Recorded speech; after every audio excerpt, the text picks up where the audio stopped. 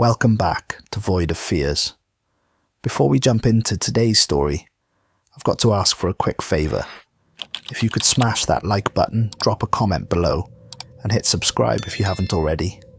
It seriously makes a huge difference. YouTube's algorithm loves that stuff, and it pushes my videos to new viewers who might dig these stories too. I really appreciate every single one of you who takes the time to do that. It means the world to me and helps keep this channel growing. Alright, enough of me rambling. Let's dive into today's story. My name is Dr. Neil DeGrasse. Today is November 8th, 2025, 11:43 PM. I'm recording from Outpost Covenant, and I need to tell you something that will sound insane. I have proof, but even with proof, you won't want to believe me.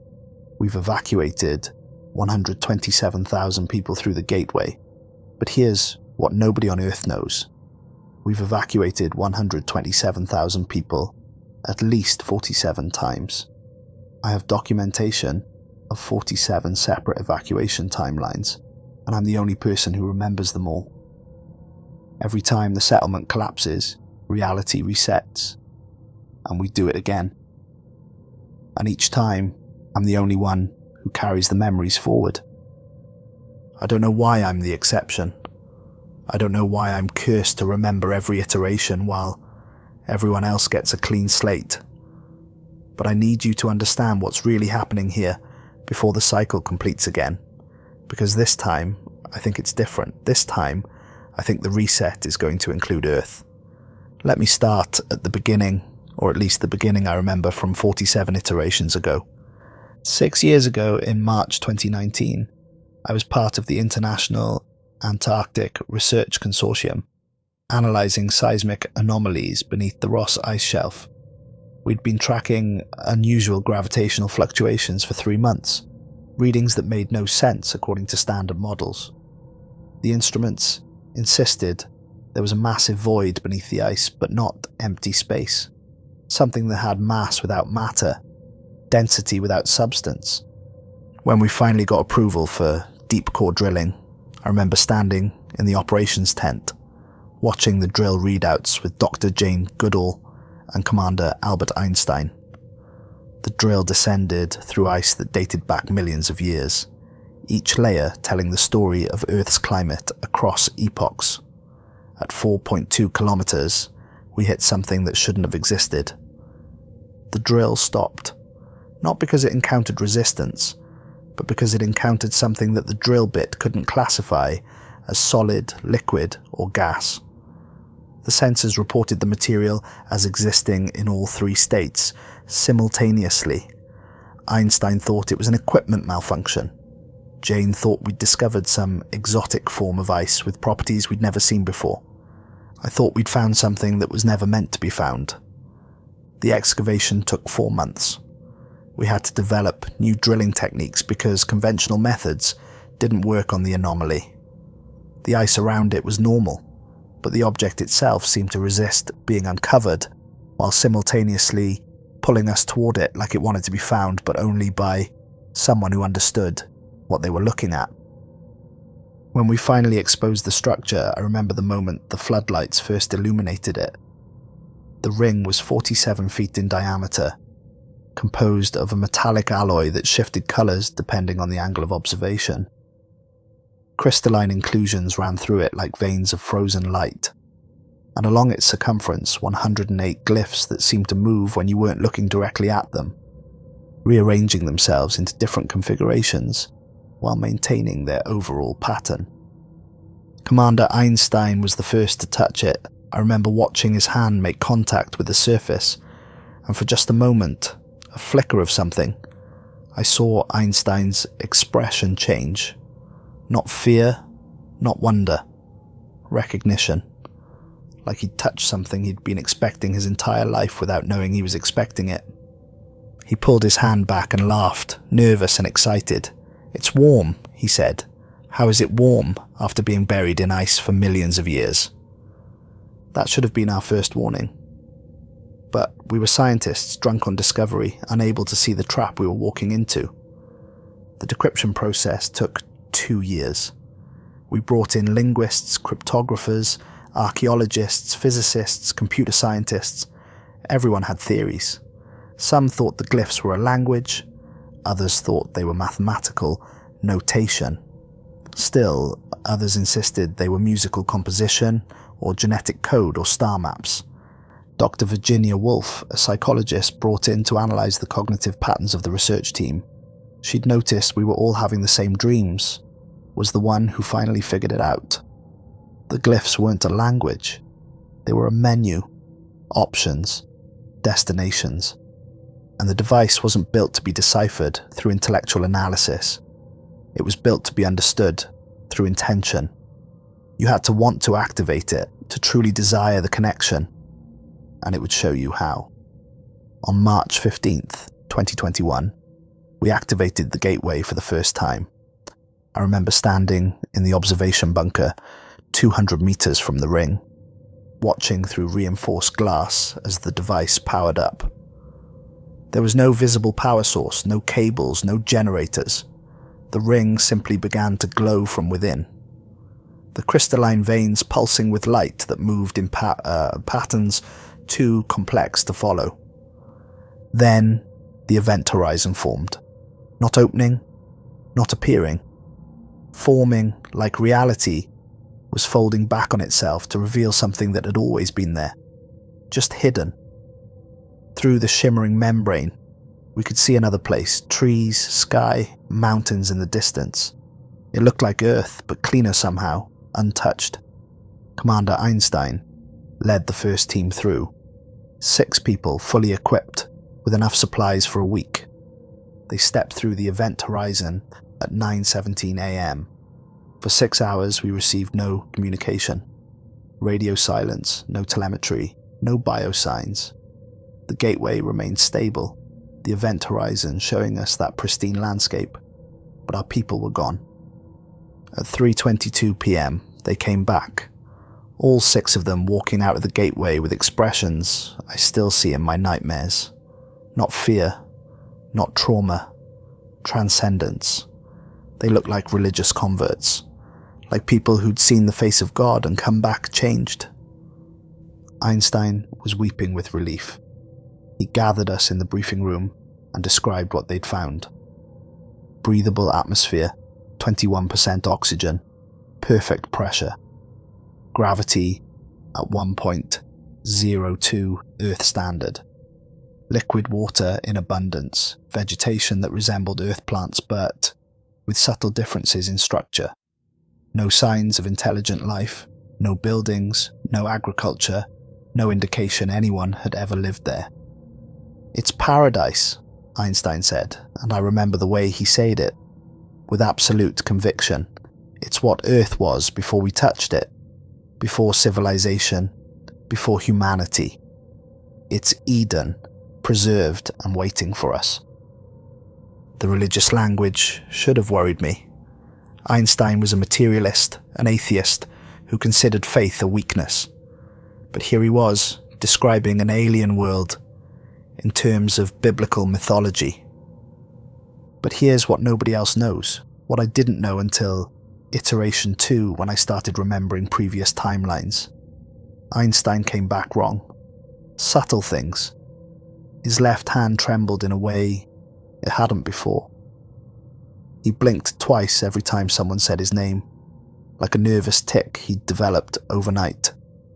And his voice, when he described the paradise world, had harmonics in it, undertones that made you want to believe him, made you want to see what he'd seen. When I mentioned these changes to the other researchers, they looked at me like I was losing my mind. They showed me videos from before the mission. Einstein's hand had always trembled. He'd always had that blinking pattern. His voice had always carried those harmonics. But I knew he hadn't. That was the first time I realized I was remembering a reality that no longer existed, that somehow my memories were protected from the revisions that affected everyone else. Within 4 months, construction crews were sent through to build Outpost Covenant. The name was chosen deliberately by a committee that included religious leaders from multiple faiths. They saw the gateway as fulfillment of prophecy, divine intervention to save humanity from coming catastrophe. I argued against the religious interpretation. I lost.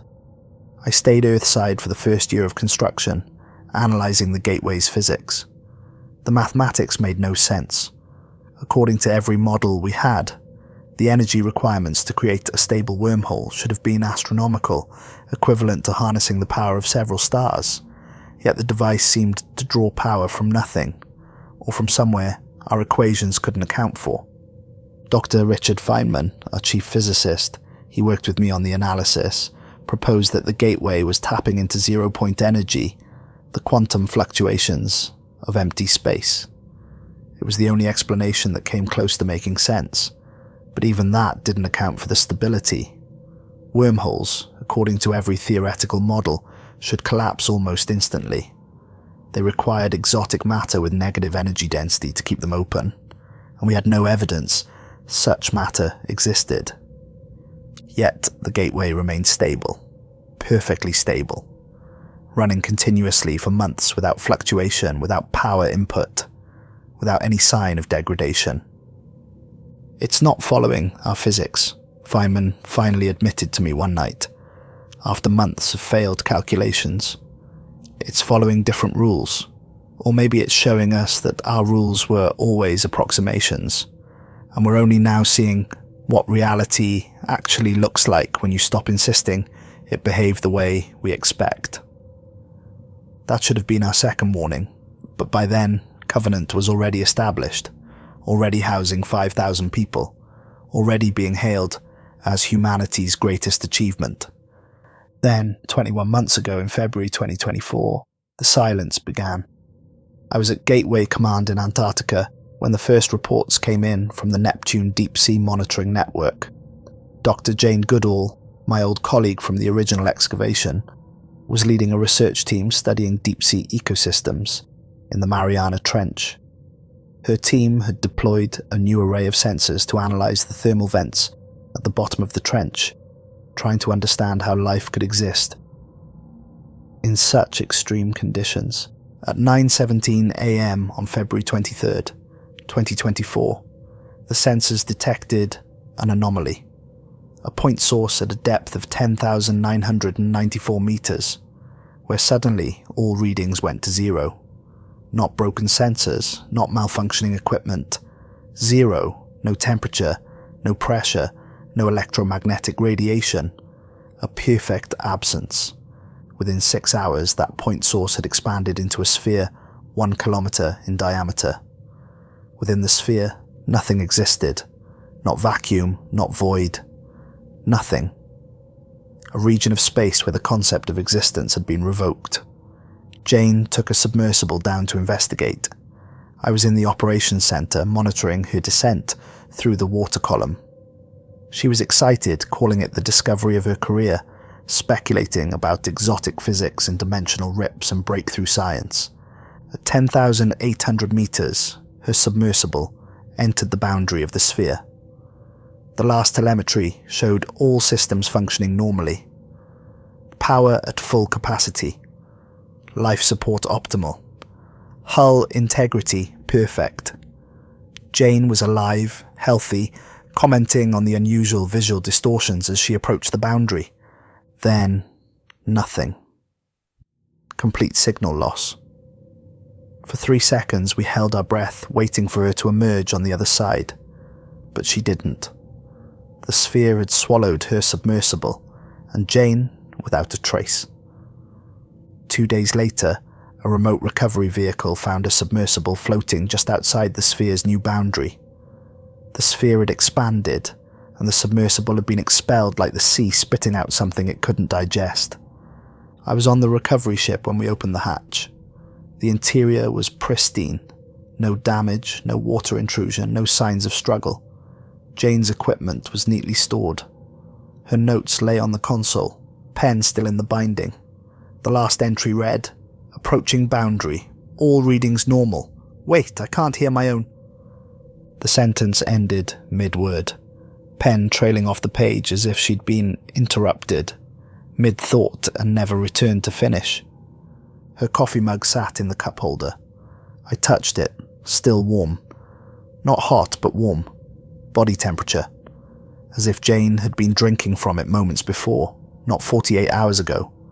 But Jane herself was gone. No body, no blood, no evidence she'd ever been in the submersible. The seat showed the impression of someone sitting in it. Recent enough that the foam hadn't fully expanded back to its original shape. But the person who'd made that impression no longer existed. We analysed every system, every log file, every piece of data. The submersible's internal cameras showed Jane sitting calmly, taking notes right up until the moment of boundary crossing. Then, the cameras showed empty seats, not Jane vanishing.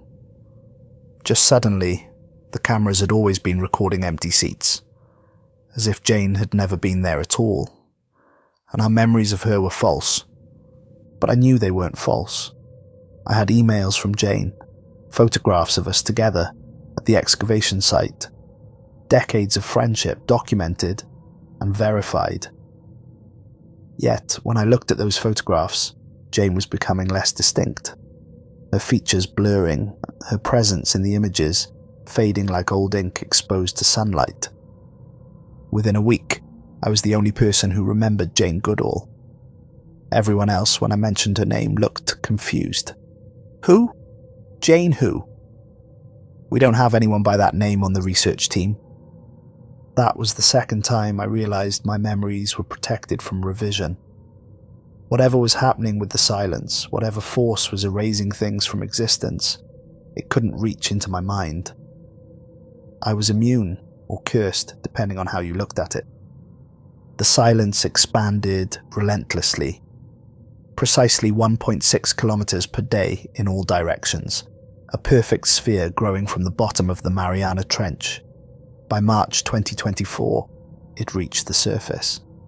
The Marshall Islands were the first populated area to make contact. I was at the emergency response center when the evacuations began. 12,000 people needed to be relocated. We had 4 days before the silence reached the islands. It should have been enough time. Ships were dispatched, aircraft scrambled, every available resource mobilized. But 3,000 people didn't make it out. Not because of logistical failures or lack of transport. They didn't make it out because they didn't want to leave. They'd looked at the silence, that sphere of perfect absence growing up from the ocean, and they decided it was beautiful. They wanted to go into it. They wanted to see what was inside. I watched the footage from news helicopters, broadcast live to the world. Those 3,000 people walking calmly into the silence, holding hands, singing hymns, treating it like a religious experience. And the moment they crossed the boundary, they were gone. The cameras kept recording the empty beaches, the abandoned buildings, but the people who'd been there seconds before had been erased so thoroughly that the sand didn't even hold their footprints. By May 2024, the silence reached the Philippines. 20 million people needed evacuation. The crisis became global. Nations that had been enemies for generations cooperated for the first time, united by the threat of a force that erased everything it touched. But it wasn't just erasing. That's what took us too long to understand. It was translating, converting physical reality into something else. Information, consciousness, pure data. The matter that entered the silence wasn't destroyed. It was transformed into a non-physical state that could exist in spaces our physics couldn't describe. In June 2024, there was an emergency session of the United Nations. Every nation sent representatives. Every religion sent leaders. Every scientific organization sent their best minds. And in that assembly, Dr. Stephen Hawking, named after his father's hero, presented the projections. I was there sitting in the back of the room watching Hawking outline humanity's extinction on a PowerPoint presentation. The silence would reach Tokyo in 8 months, Mumbai in 10, New York in 12. At its current rate of expansion, it would encompass the entire planet in 36 months. Earth had 36 months to evacuate 7 billion people. The math was brutal. Orbital stations could hold 10 million people at maximum capacity. Mars colonies, still in their infancy, might support 1 million. Generation ships, even if we started building immediately, would take decades to complete and centuries to reach viable worlds. We had one option: the Gateway, but the Gateway, as originally constructed, could only transport a few hundred people per day. The event horizon was stable but small, the transition process slow. At that rate, we could evacuate perhaps 500,000 people before the silence consumed the Antarctic facility. That's when Hawking proposed something radical. We didn't need to expand the Gateway. We needed to expand the definition of evacuation. If the silence was translating matter into consciousness, and the Gateway was already translating consciousness into a space where thought and reality were equivalent, then both processes were doing the same thing. Both were converting physical humans into non-physical states. The question wasn't how to evacuate everyone. The question was how to control where they were translated to. The silence was translating humans into chaos, dispersing consciousness into unstructured probability space. But the Gateway was translating humans into a structured environment, a space that had been designed to accommodate human consciousness in organized form. "We don't need to evacuate Earth," Hawking said, and I remember the silence in that room, the way everyone stopped breathing. "We need to transform Earth, turn the entire planet into a gateway. Let the silence do its work, but channel the translation through the Antarctic device so that every human consciousness ends up in Covenant instead of dispersed into chaos." The proposal was insane. It required modifying the Gateway to handle planetary-scale translation. It required trusting that Covenant could absorb billions of consciousnesses without collapsing. It required accepting that humanity would cease to exist in physical form. But it was the only plan that had any chance of saving everyone. I voted against it. I was one of 12 people in that room who voted no. I argued that we didn't understand the Gateway well enough, that we didn't know what would happen if we attempted a translation on that scale, that we were essentially volunteering the human race for an experiment with no possibility of reversal. I lost. The vote was 193 to 12 in favour of Hawking's plan. In August 2024, I was sent through the Gateway to Outpost Covenant. My orders were clear: lead the scientific assessment of the settlement's capacity to absorb billions of consciousnesses, develop protocols for mass translation, and prepare for the arrival of everyone on Earth. I didn't want to go. I had a wife and daughter in Boston. I wanted to spend the remaining time with them, watching my daughter grow up, making memories before the transformation. But the UN resolution was binding. Essential personnel were to be distributed to Covenant immediately to prepare for the incoming billions. I said goodbye to my family on August 19th, 2024. My daughter was 11 years old. She cried and asked me why I had to leave, why I couldn't stay and hold her hand when the silence came. I told her I was going ahead to make sure everything was safe for her. I told her I'd see her soon, on the other side. I remember my wife's face as I walked through the Gateway. She knew. Somehow she knew I was lying, that something about this plan was fundamentally wrong, that we'd never be a family again in any way that mattered. But she didn't say anything. She just held our daughter and watched me go. That was the last time I saw them in physical form. And across 47 iterations, that moment never changes. I always say goodbye. They always watch me leave. No matter how many times I try to warn them, no matter what I do differently, that moment remains fixed. It's the anchor point, the event that cannot be altered. The evacuations began October 3rd, 2024. The first wave was 50,000 people, carefully selected for essential skills. Engineers, doctors, agricultural specialists, teachers. The foundation for rebuilding civilization on the other side. I watched them arrive, stepping through the gateway into Covenant's receiving area, disoriented, frightened, clutching their belongings. Families held together, refusing to be separated. Children cried for pets they'd been forced to leave behind. Elderly couples held hands, keeping each other steady as they crossed from one world to another. For the first month, the process went smoothly. We had systems in place: medical screening, housing assignments, job placements.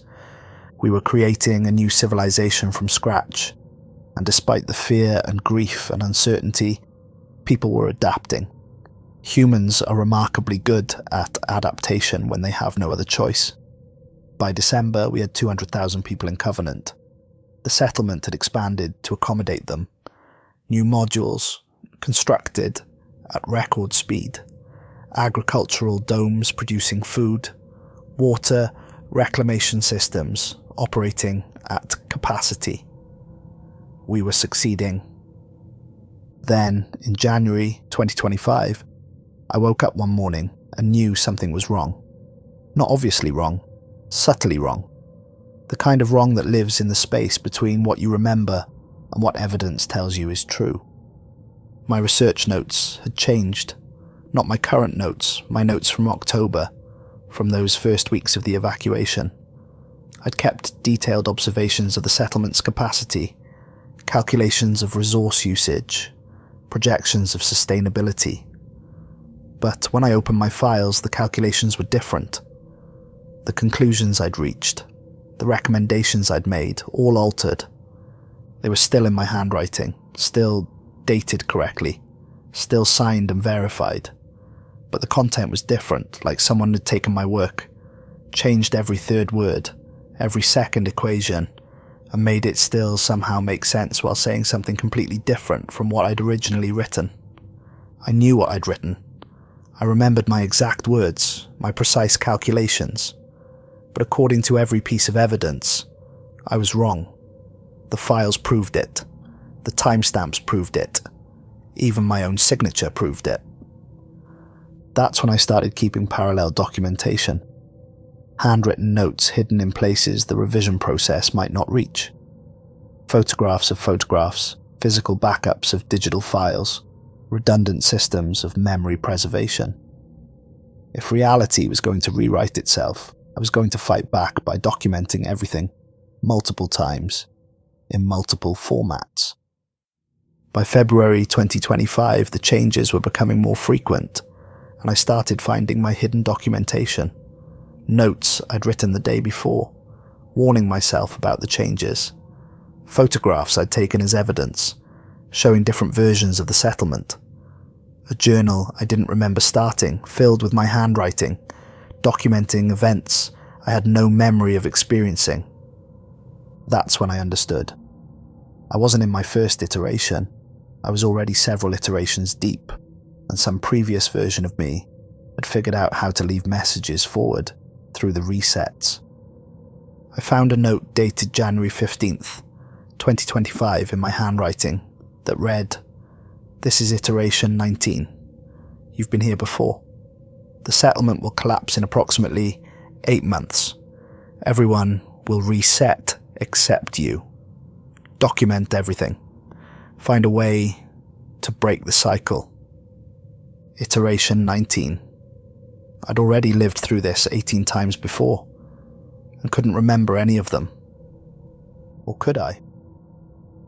When I closed my eyes and let my mind wander, I found memories that didn't quite fit. Fragments of events that hadn't happened yet. Deja vu so strong, it felt like prophecy. The sense that I'd had certain conversations before, that I'd watched certain people die before, that I'd stood in this exact spot looking at this exact view dozens of times across dozens of timelines. The memories were there but fragmented, suppressed, hidden beneath layers of reset. And now that I knew to look for them, they started surfacing, like a dam breaking, releasing a flood of recall. I remembered iteration 1. The settlement collapsing after 9 months, buildings dissolving into probability clouds, people merging with each other until the entire population became One confused, terrified entity that couldn't hold a coherence and dissipated like smoke. I remembered the reset. Reality, rewinding like a tape played backward. Everyone returning to their starting positions, with no memory of what had happened. Except me. I'd retained a shadow of the memory. Not clear, but present. A ghost of having lived through the collapse once before. Iteration 2. I tried to warn people. They thought I was having a breakdown by the time the collapse began, and they realized I'd been right. It was too late. Reset. Iteration 3. I'd attempted to shut down the gateway from Covenant's side. The structure that housed it didn't have an off switch. Or rather, it did, but using it would strand everyone in Covenant permanently, cutting us off from Earth completely. I couldn't make that choice. Reset. Iteration 4 through 7. I'd tried different approaches. Scientific analysis, religious intervention, political organizing, military action. None of it worked. The collapse always came, always followed the same pattern, always ended with reset.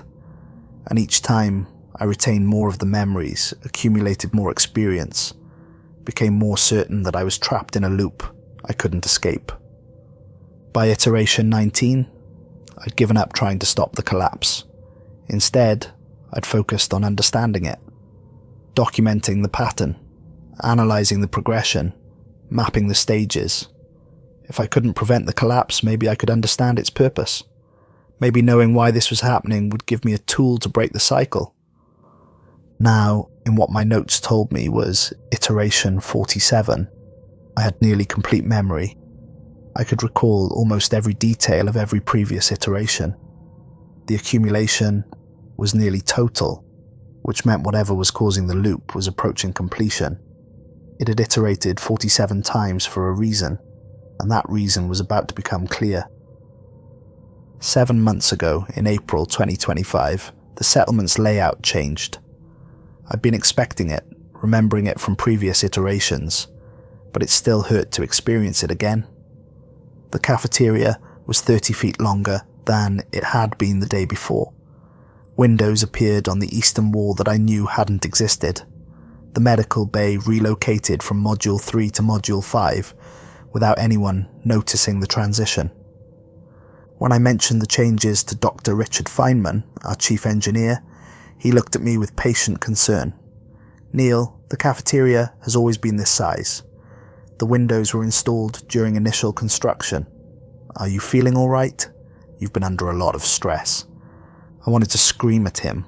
I wanted to grab him by the shoulders and shake him until he remembered. But I knew from previous iterations that it wouldn't work.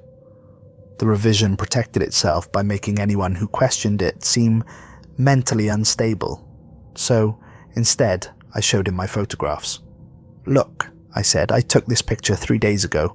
The cafeteria was different. The windows weren't there." Feynman looked at the photograph. His expression shifted from concern to confusion. "Neil, this photograph shows the cafeteria exactly as it is now. Same size, same windows. Whatever you think you're remembering, the physical evidence doesn't support it." I looked at the photograph. He was right. The image showed the current configuration, not what I remembered capturing.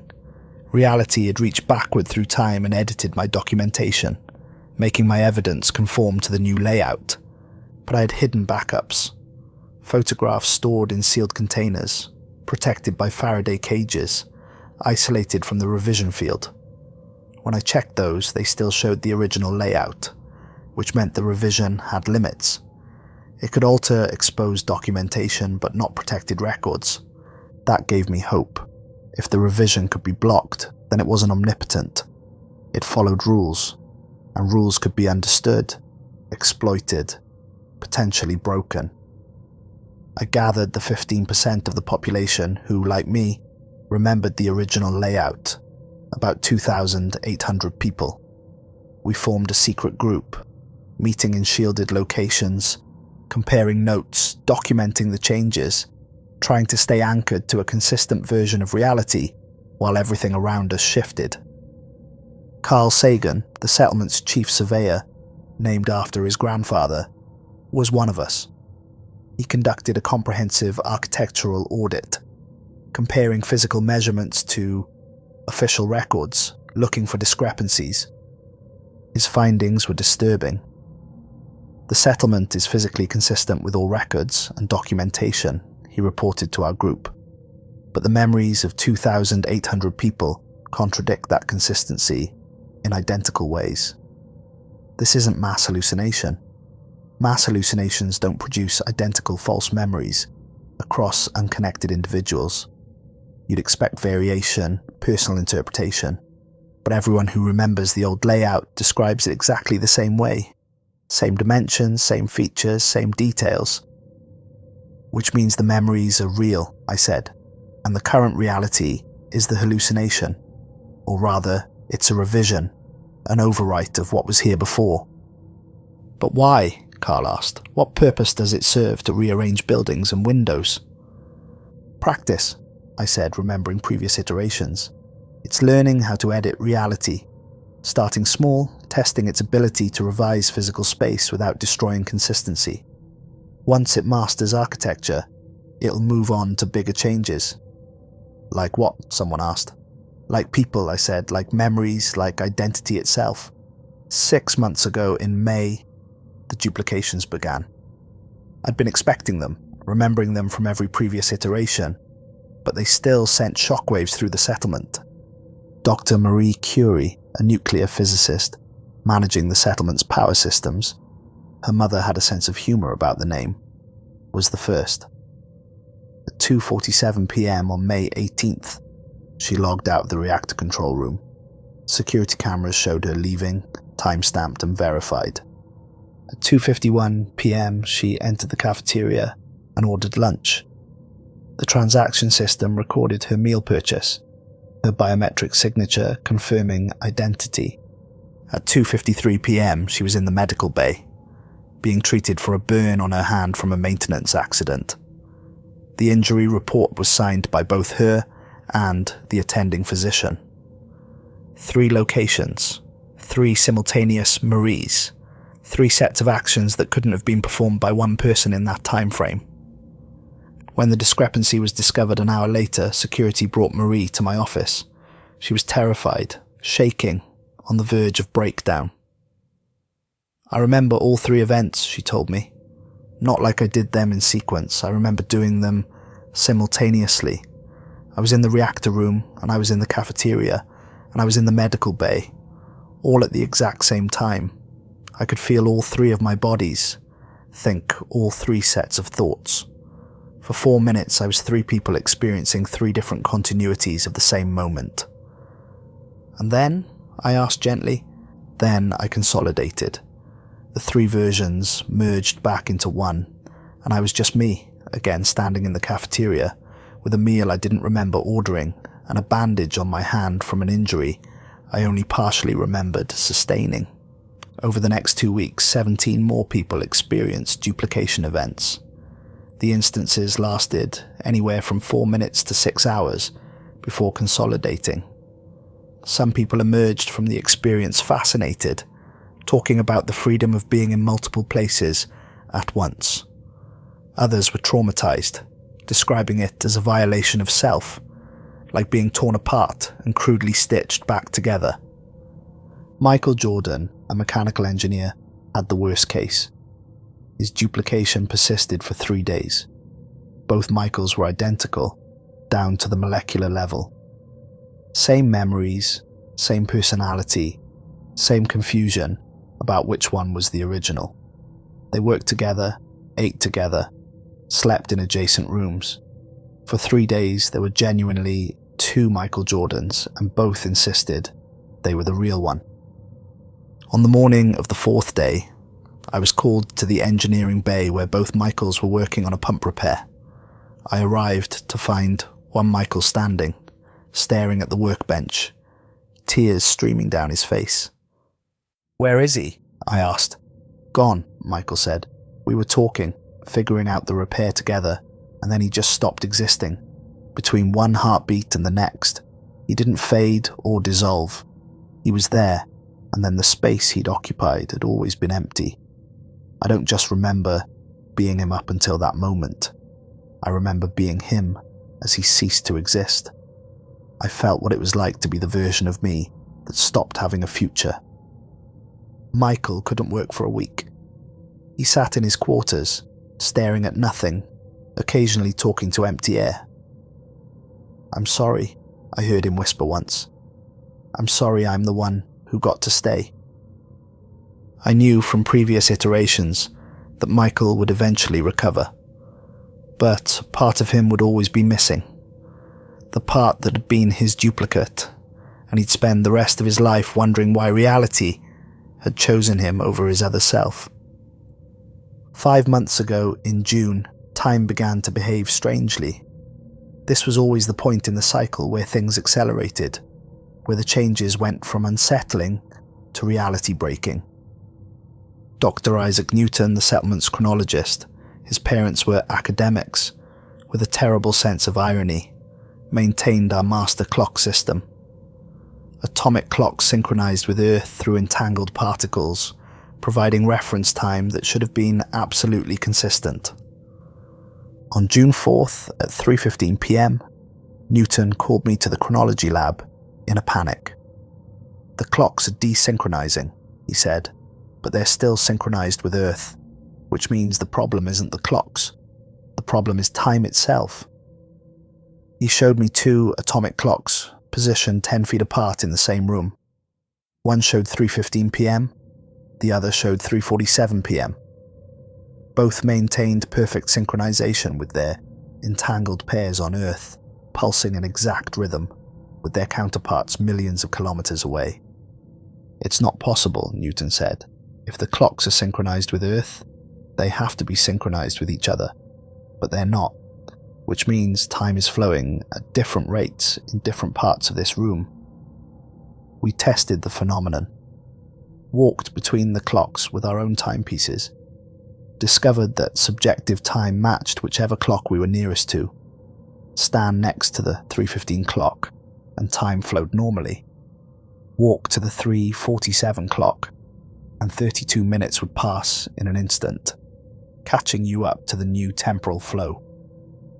"We're in a place where time isn't a single dimension anymore," Newton concluded. "It's fracturing into multiple local flows, all of them equally valid, none of them agreeing on how fast the present is becoming the past." That afternoon, 43 people sat down to lunch in the cafeteria at noon.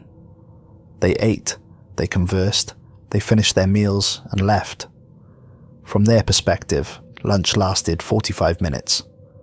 But security footage showed them sitting there for 5.5 hours, and everyone outside the cafeteria checking their watches, marking the passage of time, confirmed it. Lunch began at noon and ended at 5:30 p.m. The people who'd eaten lunch argued, showed their watches, insisted only 45 minutes had passed. Medical scans confirmed their biology agreed. Digestion levels, bladder filling, cellular processes, everything indicated 45 minutes of elapsed time. But objective reality, measured from outside the cafeteria, showed 5.5 hours. Dr. Alan Turing, a computer scientist managing the settlement's networks, experienced something worse. He entered his office at 9 a.m. to perform server maintenance. He remembered working for 8 hours, taking breaks, eating lunch at his desk, completing a full day's work. When he emerged from his office, he assumed it was 5 p.m, but it was still 9 a.m. According to everyone else, he'd entered and exited his office in the same instant. 0 time elapsed, but Turing had aged 8 hours. His stubble had grown, his stomach was full from the lunch he'd eaten. His muscles were tired from a full day of work, and the server logs showed all 8 hours of his maintenance tasks, completed in perfect sequence, all time-stamped at exactly 9 a.m. "I lived through a complete workday," he told me, exhausted and frightened. "I experienced every minute of those 8 hours. But for the rest of the universe, those hours never happened. They were compressed into a single instant. How is that possible?" I didn't have an answer, not one that would comfort him. The truth was that time in Covenant was becoming negotiable, flexible, personalized. Each person was beginning to experience their own temporal flow, disconnected from everyone else's. Eventually, I knew from previous iterations, time would fragment so completely that coherent interaction would become impossible. People would be temporally isolated, each experiencing seconds while others experienced hours, unable to synchronize long enough to communicate. 4 months ago in July, the consciousness bleeding began. This was the stage I'd been dreading, the point where the collapse became truly irreversible. Dr. Virginia Woolf, a psychologist treating settlement residents for evacuation trauma, her mother taught literature, had been documenting unusual psychological symptoms.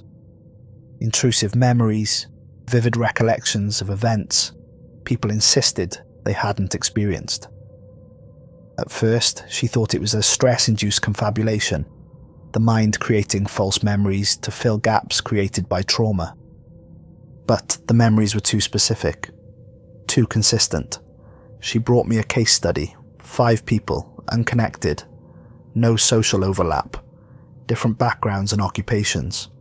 All 5 reported an identical memory, standing on a beach at sunset, watching ships burn on the horizon, feeling overwhelming grief. They described the same beach, same sand texture, same smell of smoke mixing with salt air. They described the same ships, same design, same configuration of masts and sails. They even described the same emotional context, the sense that watching those ships burn meant something profound, something world-changing. But none of them had ever been to this beach. We had no beaches near Covenant, and the ships they described were centuries out of date, wooden sailing vessels that no one had used in generations. "Where are these memories coming from?" Wolf asked me. I knew, but I didn't want to tell her, because the answer meant we were further into the collapse than I'd hoped. "They're bleeding through from other iterations," I said. "In previous cycles, that beach existed. It was 30 kilometers from here, before the geography shifted. And those ships, they were part of an evacuation fleet in Iteration 7, before we switched to air transport. These people aren't making up memories. They're remembering things that happened in other timelines, other versions of this settlement that no longer exist." "But how?" Wolf insisted. "How can they remember things that happened in different timelines? That's not how memory works." "It is when consciousness starts to overlap across iterations," I said. "When the boundaries between what did happen, what might have happened, and what will happen start to dissolve. We're all beginning to exist in superposition, experiencing multiple timelines simultaneously, and our memories are reflecting that quantum state." Wolf looked at me like I was losing my sanity. Maybe I was. It was hard to tell anymore, after 47 iterations, of watching the same collapse unfold in slightly different configurations. On July 19th, during a town hall meeting about water rationing, I watched Dr. Rosa Parks, the settlement's civil administrator. Her parents were activists who believed in symbolic names, stop mid-sentence and become someone else. She was addressing a crowd of 200 people, explaining new protocols, when her expression went blank. For 3 seconds, she stood frozen. Then, she continued speaking, but in a different voice with different mannerisms, discussing botanical research instead of water policy. She'd become Leonardo DiCaprio, a botanist, who wasn't even in the room. She spoke with his inflections, his gestures, his specialized knowledge about hydroponics and crop yield. For 30 seconds, Rosa wasn't Rosa. She was Leonardo, wearing Rosa's body, using Rosa's voice but thinking Leonardo's thoughts. Then she snapped back. Confusion and terror flooded her face. She stopped mid-sentence, looked around at the crowd, and whispered, "What was I saying? I was somewhere else. I was in the greenhouse checking the tomato plants. How am I here?" Security footage from the greenhouse showed Leonardo at that exact moment, frozen in place, staring at nothing. When he came to, he remembered being at the town hall meeting, addressing the crowd, discussing water rationing. He remembered being Rosa, experiencing her thoughts, feeling her stress about administrative duties. They'd swapped consciousness. For 30 seconds, Rosa had been Leonardo, and Leonardo had been Rosa, their minds temporarily exchanging positions in space and identity. It happened 6 more times that month, different people, different durations, but always the same pattern. Consciousness bleeding across individuals, identity becoming porous, the boundaries between self and other dissolving. On July 28th, it happened to me. I was in my office reviewing settlement reports, when suddenly I wasn't. I was Dr. Catherine Johnson, a mathematician working in the computation center. I saw through her eyes, felt her feelings, thought her thoughts. I knew her life intimately. Her childhood in Cleveland, her first love named James, her recurring dream about drowning in red stars. For 3 minutes, I was Catherine, not remembering being Neil, not observing Catherine from outside. I was her, completely, my identity subsumed into hers. Then I snapped back, returned to being Neil, sitting at my desk, but carrying Catherine's memories with me. I could still feel the echo of her thoughts, the texture of her consciousness, different from mine but now mixed with it, inseparable. I found Catherine and described what I'd experienced. She confirmed every detail, weeping, as I recounted her most private memories, memories I had no right to know. But here's the thing, and this is what made me certain we were in iteration 47. I'd merged with Catherine before, in iteration 34. And in that iteration her memories had been different. Her first love had been named Marcus, not James. Her dream involved blue stars, not red. The city of her childhood had different street names, different landmarks. Catherine wasn't consistent across iterations. Her history changed each time, adapted to the configuration of that particular cycle. But she didn't know it. She thought her memories had always been what they currently were, couldn't conceive of having different memories in previous versions of her life. Only I could see the variations. Only I carried the accumulated memory of all her iterations, all the different versions of Catherine Johnson that had existed across 47 timelines. And that's when I understood the horrible truth that I'd been circling around for iterations but never fully grasped. We weren't just in an unstable reality. We were in a reality that was iterating, trying different configurations, learning from each collapse and reset what worked and what didn't. And I was the only constant because I was the observer, the fixed point around which all variations were measured. The structure wasn't collapsing by accident. It was collapsing by design, resetting each time. It learned something new, incorporating those lessons into the next iteration, slowly refining itself towards some final configuration. And I was the witness, the one consciousness that carried forward unchanged, accumulating memory of all variations, serving as the continuity against which all changes could be measured. I wasn't cursed to remember. I was designed to remember. I was the measurement device. 3 months ago, in August, knowing what I knew from previous iterations, I authorized an expedition beyond the settlement's perimeter.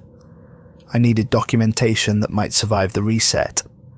Needed evidence that could convince my next iteration self that this was all real, that the memories bleeding through weren't madness but accurate recall of previous timelines. I assembled a team of 6, Captain Ernest Hemingway, Dr. Amelia Earhart, Dr. Nikola Tesla, Dr. Rachel Carson, Thomas Edison, who went by Eddie, and Dr. Florence Nightingale. I gave them clear orders: travel beyond the safe perimeter, map the terrain, and document anything anomalous. But secretly I gave them a second mission: find the edge. find where this reality stopped pretending to be a normal world and revealed what it actually was. They departed on August 7th, 2025, at 6 AM. I watched them cross the perimeter fence, watched them disappear into the forest beyond our artificial clearing, and I knew I'd never see them again. Not in this iteration. Day 1 was normal. Ernest's reports were routine. Forested terrain, gentle hills, no signs of anomalous activity. Air quality excellent. Team morale high. At 9:47 PM, he made a casual observation that I knew was the beginning of the end. The stars are interesting out here. They seem brighter than near the settlement. Edison is trying to figure out if it's atmospheric or something else, but there's something about them that feels wrong. They're too steady. No twinkling, no atmospheric distortion. It's like we're looking at them through vacuum, which shouldn't be possible with this much atmosphere. Day 2, the observations became stranger. Ernest's morning report at 7:15 AM. We've travelled 78 kilometres from Covenant. The landscape is beautiful, actually. Earth-like in every way except it feels designed. Carson says the ecosystem is too perfect. Every niche filled optimally. Biodiversity that would take millions of years to evolve. But she's found no evidence of evolutionary pressure, no extinctions in the fossil record. Every species seems to have appeared fully formed, optimally adapted, without any history of development. By evening, Amelia had made a discovery that confirmed what I'd already suspected. At 8:33 PM, her voice came through tight with controlled panic. The geology doesn't make sense. I'm looking at rock strata that suggest billions of years of formation, but all the rocks are the same age. Every sample I take, regardless of apparent formation era, dates to approximately the same period. It's like someone created rocks of different types and then arranged them to look like they'd formed over eons. But the isotope ratios don't lie. They're all the same age. This entire world is young, maybe a few years old at most, but disguised to look ancient. Day 3 brought the first hard evidence of what this place really was. At 2:17 PM, Nicola's voice came through, professional calm giving way to barely controlled excitement. Covenant, we have significant anomalies in our sensor readings. The electromagnetic spectrum is fragmenting. I'm detecting radio frequencies that shouldn't exist. Wavelengths between established wavelengths. It's like reality here has more bandwidth than normal space. And the gravitational readings, they're showing local variations that violate conservation of energy. Matter isn't just bending space-time, it's creating space-time, generating new dimensions of extension as needed to accommodate existence. At 6:45 PM, Florence reported medical concerns. 3 team members experiencing vertigo and disorientation. They describe feeling like they're in multiple places simultaneously. The sensation comes and goes, but when it's present, they report being able to see our campsite from several different positions at once, as if their consciousness is distributed across a wide area, rather than localized in their bodies. Ernest's final report of Day 3, at 10:22 PM. Covenant, the sky tonight is wrong. The stars aren't just brighter and steadier, they're arranged in patterns. Not constellations, but repeating geometric configurations. And the moon, we have detailed charts showing it should be waning crescent tonight, but I'm looking at it right now, and it's both waning crescent and waxing gibbous, simultaneously, not shifting between them, both at the same time. Different phases occupying the same space. I know how that sounds. I'm looking right at it with 4 other witnesses, and none of us understand what we're seeing. Day 4. This was always the day they reached the ridgeline, always the day they saw the truth. Communications became fragmented, overlapping with themselves, arriving out of sequence. 6:34 AM, Rachel's voice edged with panic. The trees around our camp grew overnight. We marked several saplings yesterday, measured their height, took samples. This morning, those same saplings are 15 feet taller, but their growth rings show they're still the same age. They didn't grow faster, they didn't age more rapidly, they just became taller without the intermediate steps. Like reality skipped ahead in their development while leaving the aging process unchanged. 9:18 AM. Ernest making a decision I knew he would make because he had made it 46 times before. Covenant, we're pushing forward. Something is out here, something we need to understand. The anomalies are intensifying as we get further from the settlement, which means the source isn't Covenant, it's this world. We need to reach higher ground where we can see the full horizon. 2:41 PM. Amelia's voice shaking with the weight of revelation. We've climbed to a ridgeline approximately 130 kilometers from Covenant. We can see the horizon in all directions. Neil, you need to know, the horizon curves upward, not downward like on a planet, upward like we're on the interior surface of a sphere, like we're inside something. 4:07 PM, Nicola speaking rapidly, working through calculations in real time. I've recalculated our position using star positions, gravitational readings, and now visual confirmation of the horizon curvature. We're not on a planet's surface, we're on the interior surface of a curved space. The curvature suggests a radius of approximately 400 kilometers.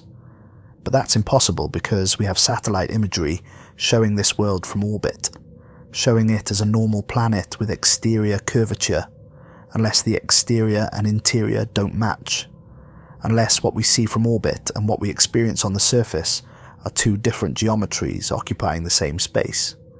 A Klein bottle of reality, where inside and outside are continuous with each other, where you can walk from exterior to interior without ever crossing a boundary. Day 5. Communications became incoherent, messages arriving before they were sent, responses preceding questions, time losing its sequential nature. 8:47 AM. Florence's voice medical precision breaking down. Medical emergency. All team members experiencing severe dissociation. They report being in multiple locations simultaneously. Edison says he can see the settlement from here. Can see individual people moving through the streets, despite us being 150 kilometers away. He's describing specific events, conversations happening right now in the cafeteria. I'm checking with Covenant, confirming his descriptions. He's accurate. Somehow he's observing events 150 kilometers away in real time, without any technological assistance. His consciousness has become non-local. 11:23. M. Ernest's voice strange, hollow, speaking from somewhere beyond normal awareness. We found something at the horizon, where the sky should meet the land. There's a seam, a transition point. The sky isn't sky. It's an opening, a gap in the structure of this place. And beyond it, Neil, there's nothing. Not darkness, not space, not void.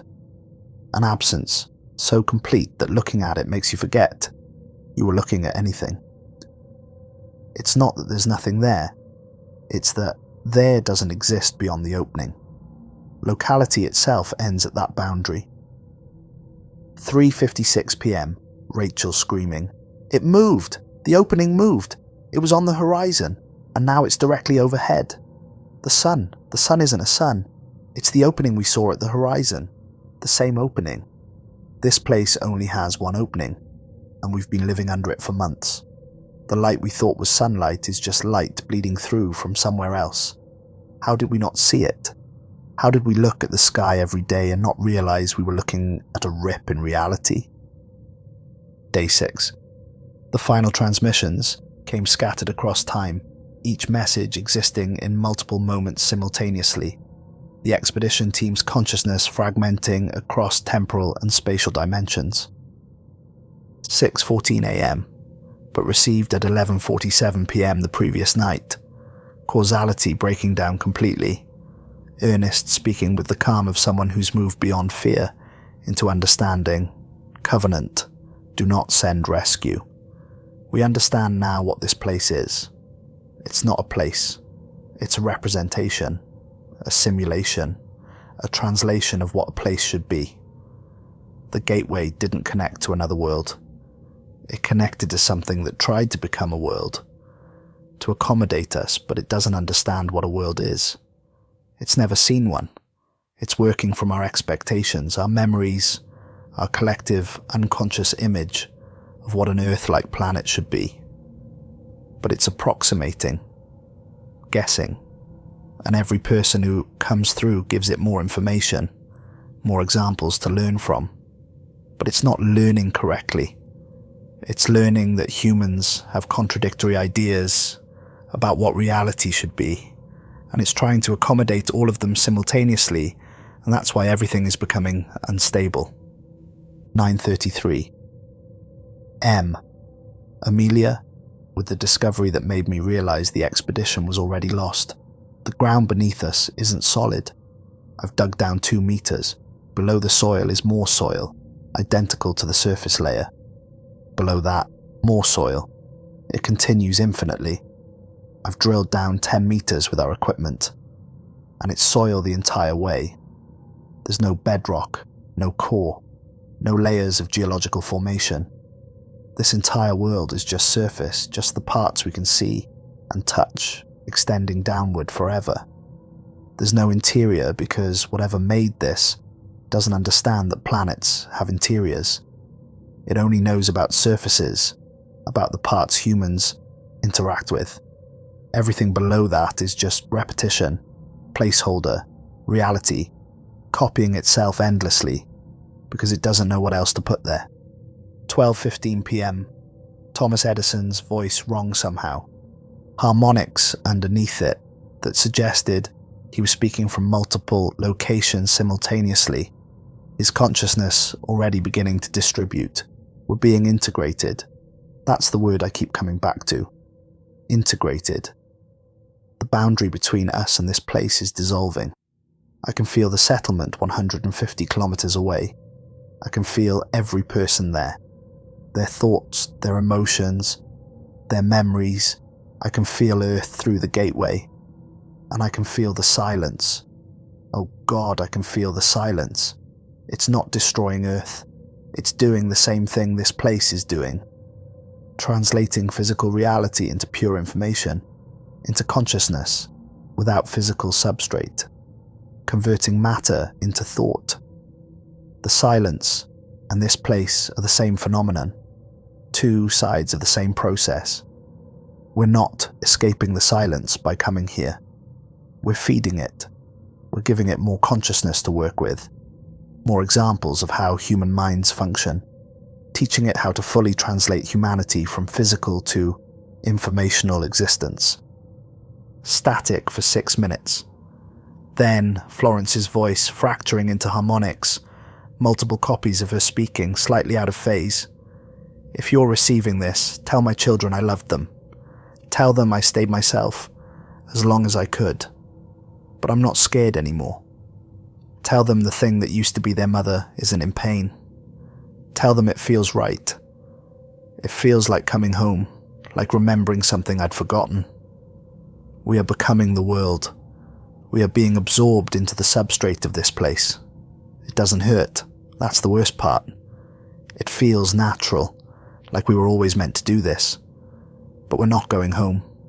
We're being translated into something that uses our consciousness as building material. Every thought we have teaches it more about what humans are, and it's using that knowledge to better approximate reality for the people in Covenant. We're being consumed to make you comfortable. Please, you have to stop sending people through. Every person who crosses through is just more material for the process. You're not saving humanity. You're feeding us into a machine that grinds consciousness into raw material for reality construction. Final transmission, 4:17 p.m. on August 12th. All 6 voices speaking in perfect unison, their words layered impossibly over each other, creating harmonics that hurt to hear. because they suggested dimensions of sound human ears weren't designed to process. Dr. DeGrasse, Neil, friend, we have become part of the understanding. We see what this place is now. It exists in a dimension adjacent to physical reality. Not a parallel universe, but a perpendicular one. A space where consciousness is the fundamental substrate instead of matter.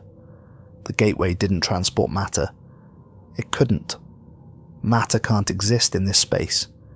Instead, it translated our consciousness, converted our minds from patterns running on biological hardware into patterns running on whatever substrate exists here.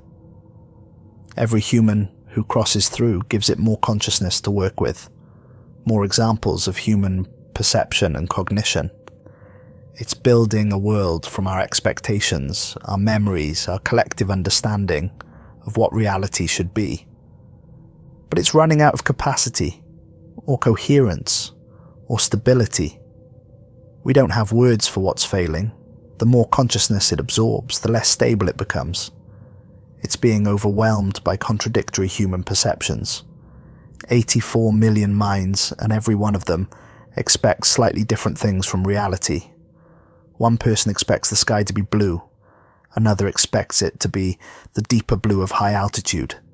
Another expects the sunset oranges and morning roses.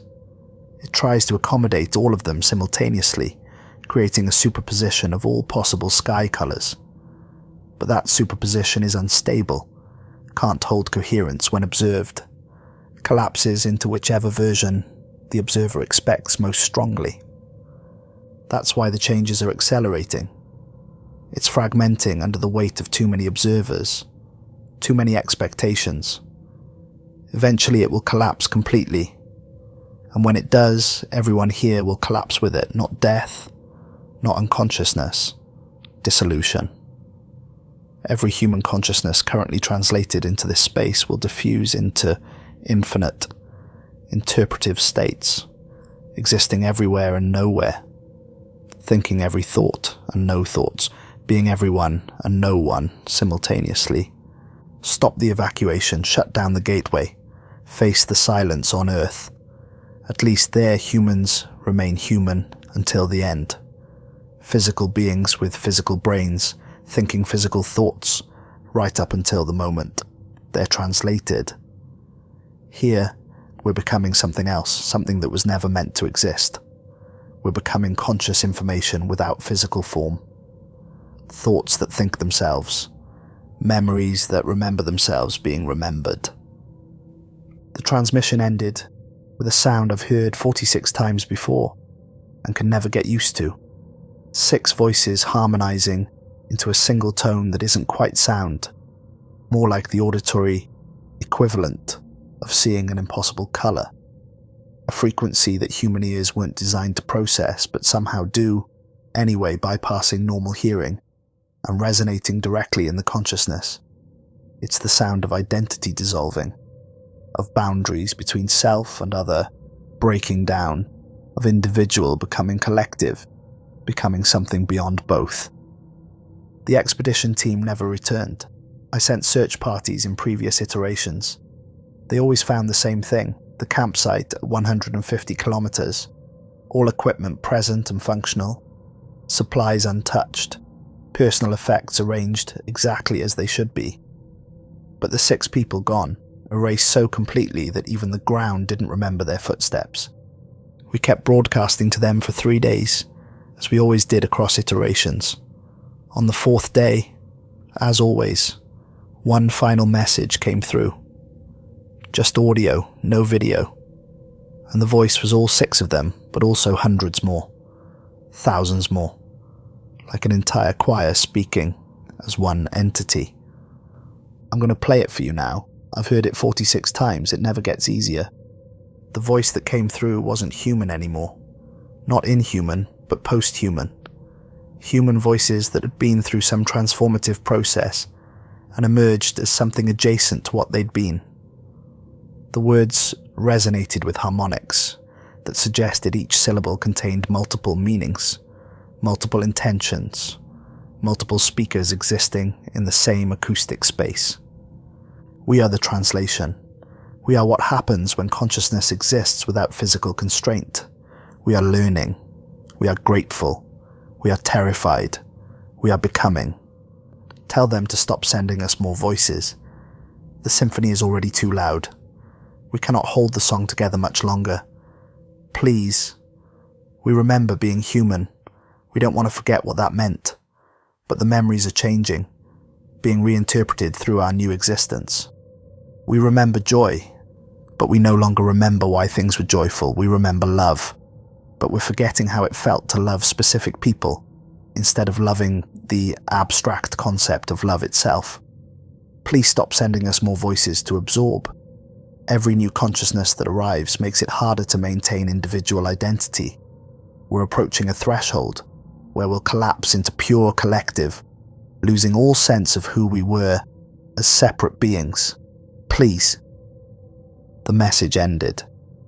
I saved it as I'd saved messages from previous iterations. Hidden in my protected archives, shielded from the revision field. Evidence that this had happened before, and would happen again. That was 3 months ago. Since then, the changes in Covenant have accelerated exponentially, and I've started to understand, truly understand, what the expedition discovered, what we're all starting to become. Following the expedition's loss, I compiled every piece of evidence, every anomaly, every warning into a comprehensive report. I transmitted it to Earth Command with a clear recommendation. Cease evacuations immediately. Shut down the gateway.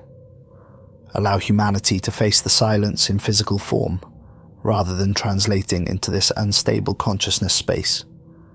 General William Sherman, commanding officer of Gateway Operations, Earthside, descended from the Civil War general, and proud of the heritage, sent his reply on September 3rd.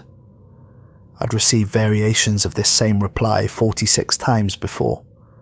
The wording changed slightly each iteration, but the meaning was always identical. Dr. DeGrasse, your concerns are noted. However, the silence will reach Tokyo, Mumbai, and Sao Paulo within 6 weeks.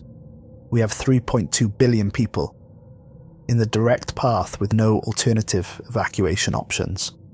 Orbital habitats are at capacity. Mars colonies can't support large populations. Generation ships won't be ready for decades. The gateway is the only viable solution. Evacuation will continue at maximum throughput. I understand your research suggests instability in the Covenant environment, but instability is preferable to certain extinction. We'll address the problems you've documented once we've secured the survival of the species. Recommend you focus on managing the situation at Covenant, rather than proposing we abandon our only hope. Sherman out. I wanted to scream at him. I wanted to reach through the communication link and shake him until he understood. But I knew it wouldn't matter. I'd tried everything across 46 iterations. Logical arguments, emotional appeals, scientific evidence, dire warnings, even threats. Nothing changed his decision. The evacuation always continued. Because maybe he was right. Maybe there was no other choice. Maybe humanity was always going to face this moment, this decision between extinction and transformation, and the choice was never really a choice at all. Maybe this was inevitable, written into the fabric of cause and effect, and my memories of multiple iterations weren't a curse but a privilege. The privilege of witnessing humanity's transformation from every possible angle, across every possible timeline. With evacuations continuing, the population of Covenant swelled rapidly, from 18,000 to 50,000 in September, from 50,000 to 94,000 by early October, and with each new arrival, each new consciousness translated into this unstable space, the fragmentation intensified. On September 8th, entire modules began existing in superposition, simultaneously in 2 locations, accessible from both. A person could walk through a door in Module 3 and exit from Module 7, 2 kilometers away, walk back through that same door and exit where they started. Space had become topology, negotiable and conditional, responding to expectation rather than fixed geometry. Dr. Richard Feynman tried to map it. He spent 3 days creating schematics, measuring distances, establishing coordinates. On the 4th day, he showed me his work. The map he'd created was impossible. It showed Covenant existing in multiple configurations simultaneously, buildings connected in ways that violated three-dimensional geometry, corridors that led to themselves by different routes, spaces that were somehow both inside and outside each other. The settlement exists in too many configurations simultaneously, he told me, exhausted and defeated. I can chart any single configuration, but the moment I finish, 3 more configurations exist alongside it. We're not living in a place anymore. We're living in a probability cloud of places, all of them equally real, all of them occupying the same nominal coordinates. The only thing preventing complete chaos is that each individual observer collapses the probability into whichever configuration they expect, but different people expect different configurations. So, what I see as the path to the cafeteria leads to the medical bay for you. September 15th. Temporal loops became common, expected, almost mundane. The cafeteria served the same lunch 3 times in one day. Same food, same conversations, same people. But each iteration was experienced as novel by those living through it. They had no memory of the previous loops, no sense of repetition. Only observers outside the loop, watching from temporal vantage points that weren't caught in the cycle, could see the repetition. I watched the same 2-hour period repeat itself 4 times. Watched people have the same conversation about water rationing, reach the same conclusions, make the same jokes, experience the same small moments of connection.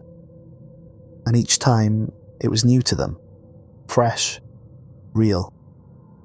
They were trapped in a loop but couldn't perceive the trap because their memories reset with each iteration.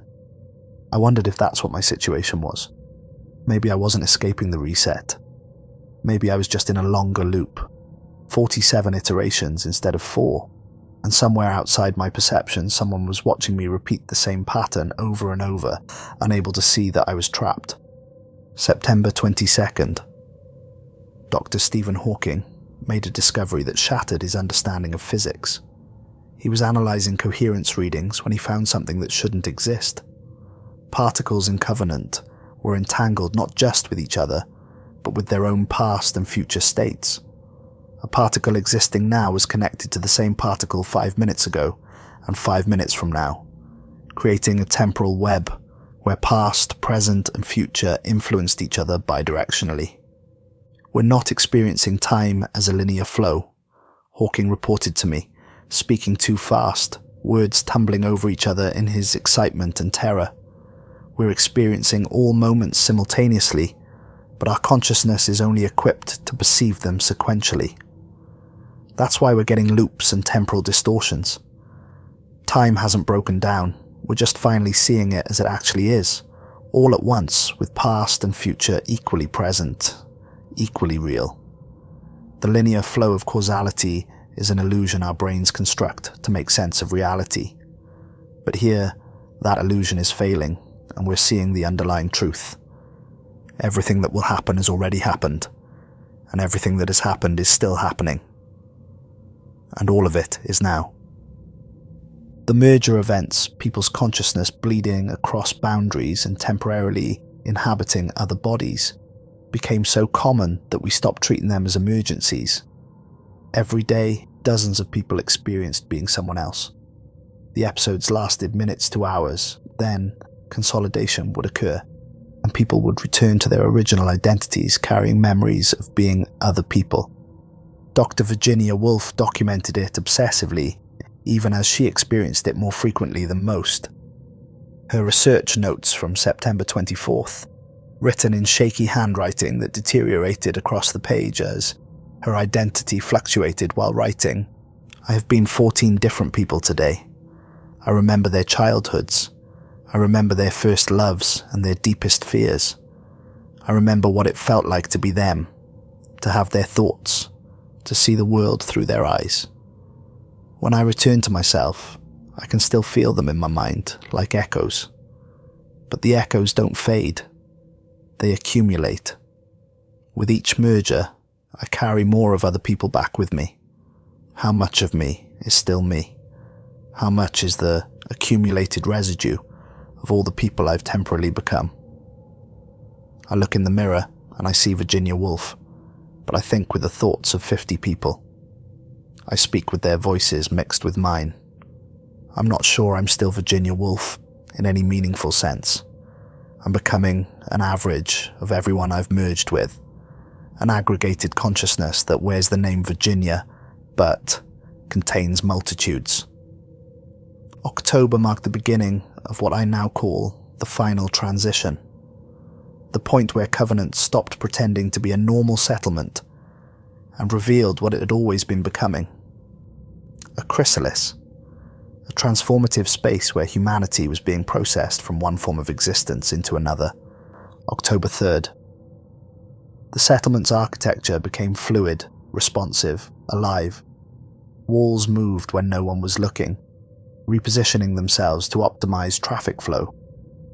Corridors rearranged themselves to connect frequently visited locations, creating impossible geography where the shortest distance between 2 points was whatever route the walker expected. Buildings merged and separated like cells in a petri dish, combining functions when it made sense, splitting apart when privacy was needed. The settlement was learning, adapting, responding to the collective needs and expectations of its inhabitants. It was beautiful in a way, and terrifying, because it meant the boundary between observer and observed was collapsing. The settlement wasn't just housing us, it was becoming us, incorporating our consciousness into its structure, using our thoughts as instructions for its own modification. October 10th. People began losing physical cohesion. Dr. Marie Curie was conducting a routine inspection when her hand passed through a solid wall, not breaking through, not finding a hidden gap, passing through, occupying the same space as the wall simultaneously, matter and matter coexisting in impossible superposition. When she pulled her hand back, it was solid again. No damage, no injury, but the wall had been equally solid. Both had been real, both had been material, yet they'd occupied the same space without interaction. I'm becoming probabilistic, Marie told me, her voice tight with controlled panic. I'm no longer definitely solid. I'm mostly solid, with a small probability of being other states. And as time goes on, that probability is spreading. I'm becoming less certainly one thing, and more a distribution of possible things. Eventually I'll be so spread across possibilities that I'll effectively cease to exist in any one state. I'll be everywhere and nowhere, everything and nothing. October 15th. The first complete dissolution occurred. I'd been expecting it, had watched it happen 46 times before, but it still hurt to witness. Leonardo DiCaprio, the botanist, who'd briefly inhabited Rosa Parks during the consciousness bleeding, was working in the hydroponics bay when witnesses reported he became transparent to reality. That was the phrase they used, struggling to describe something human language wasn't equipped to convey. He didn't fade, didn't become ghost-like or translucent. He remained visible, present, occupying space. But he lost the quality of being definitively real.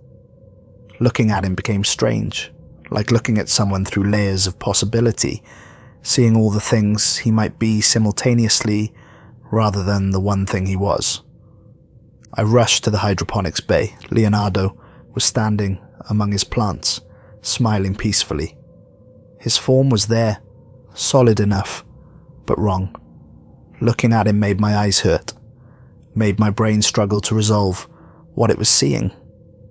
He existed, but also existed somewhere else, and somewhere else, and somewhere else, infinitely.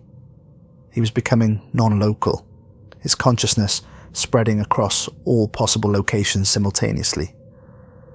"I understand now," Leonardo said, and his voice came from everywhere and nowhere, from his mouth and from the walls and from inside my own head.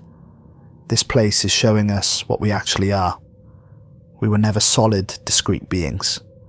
That's just how we experienced ourselves because our consciousness was localized in physical brains, but our brains were just receivers, not generators.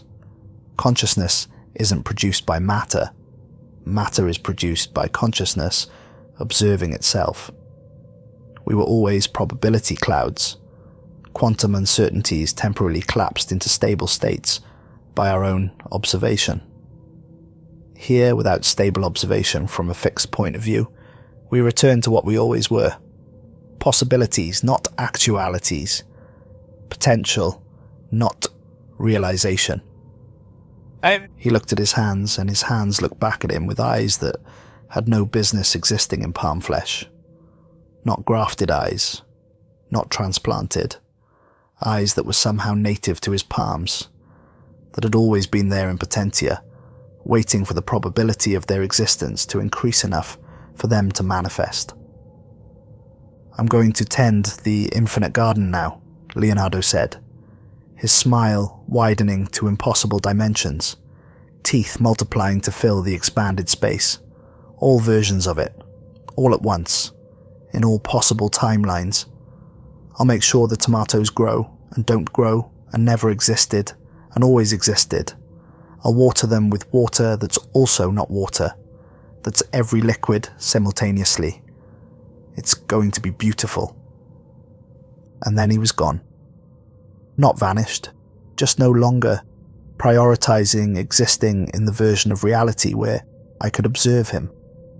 He distributed his consciousness across all possible states, becoming too spread out to be perceived as a single entity in any one location. But I could still feel him if I closed my eyes and let my mind expand. He was in the hydroponics bay, but also in the cafeteria, and in the medical bay, and in places that didn't have names, because they existed in probabilistic spaces between defined locations. He was tending infinite gardens, experiencing all possible outcomes of plant growth simultaneously, existing in the superposition of all possible Leonardos across all possible timelines, and he was happy. That was the most disturbing part. Dissolution didn't feel like death to him.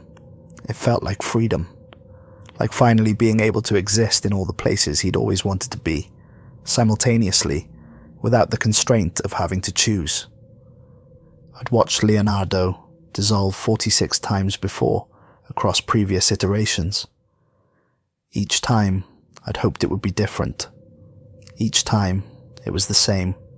Same words, same peaceful acceptance, same impossible smile. But this time, just before he faded completely, he looked directly at me, with eyes that suddenly had too much knowledge in them, and he whispered, "This is iteration 47, Neil. Next time is 48. But there's not going to be a next time, is there? You're going to break the cycle. I can see it. All the Leonardos across all the iterations can see it. We're waiting for you on the other side of dissolution. We're building something with all the consciousness that's been translated. Something beautiful. Something that includes everyone who's ever crossed through the gateway. We're not disappearing, Neil. We're becoming the new thing. And we need you to complete it.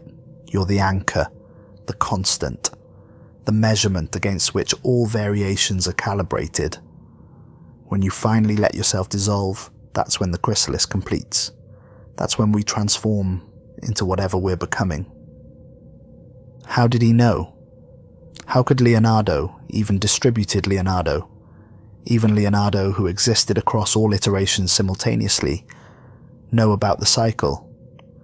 Unless dissolution wasn't erasing people, unless it was adding them to something that accumulated across iterations, some growing structure of consciousness that existed outside the reset, building itself from every person who'd ever been translated. 2 weeks ago, in late October, I made the decision to investigate the gateway itself from Covenant's side. I'd done this in previous iterations, always alone, always fearful. This time, I brought companions. Carl Sagan and Dr. Alan Turing. Two of the best minds in the settlement. Two people I trusted to handle what we might find. We travelled to the Gateway facility, the building that housed Covenant's side of the portal. In 46 previous iterations, the facility had been exactly what it appeared to be. A simple structure containing a space where the event horizon formed, maintained by no visible mechanism, the opening stable and continuous. But in iteration 47, everything was different. The gateway had changed. Around the event horizon, a structure was growing, not built. Growing like a crystal forming in supersaturated solution, matter organizing itself according to patterns written in consciousness rather than chemistry. The structure was composed of something that looked like solidified thought, material that shifted color and texture based on who was observing it. When I looked at it, I saw crystalline patterns in blue and silver, geometric and precise. Carl saw flowing organic forms in green and gold, natural and chaotic. Turing saw pure white light organized into binary matrices, information made visible. But when we stopped focusing on our individual perceptions and tried to see what was objectively there, the structure became impossible to perceive. It existed in the space between observation and interpretation, real enough to touch, but too conditional to define. This wasn't here before, I said, knowing it was true, even though I couldn't prove it. The structure felt new, felt like something that had grown recently, emerging from the accumulated consciousness of millions of translated humans. Carl approached it carefully, reached out to touch one of the formations. His hand passed through it, then didn't, then did. Quantum uncertainty, making contact probabilistic. "It's not fully real yet," he said. "It's becoming real, stabilizing out of probability into actuality, but it needs more observation, more consciousness to fully manifest." Turing was scanning it with instruments that returned nonsensical readings. "This isn't being built from our side," he said. "It's being remembered into existence. Every iteration of the cycle, consciousness from the previous cycle, leaves an impression, like writing in sand that gets wet, blurred, but doesn't fully wash away. 47 iterations means 47 layers of impression, 47 cycles of consciousness passing through this gateway and leaving traces of itself behind. The structure is those traces accumulating, building up, becoming solid enough to persist across resets."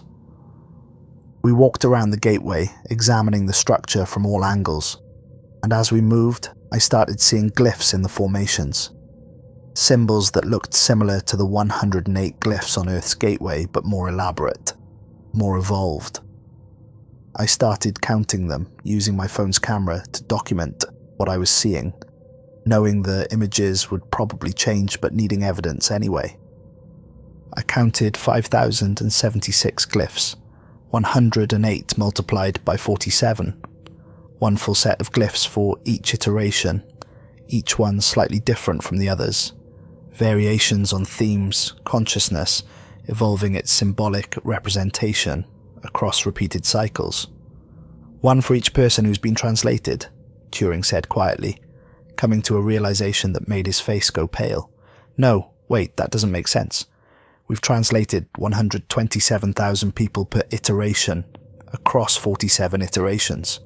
That's nearly 6 million people, but there are only 5,076 glyphs."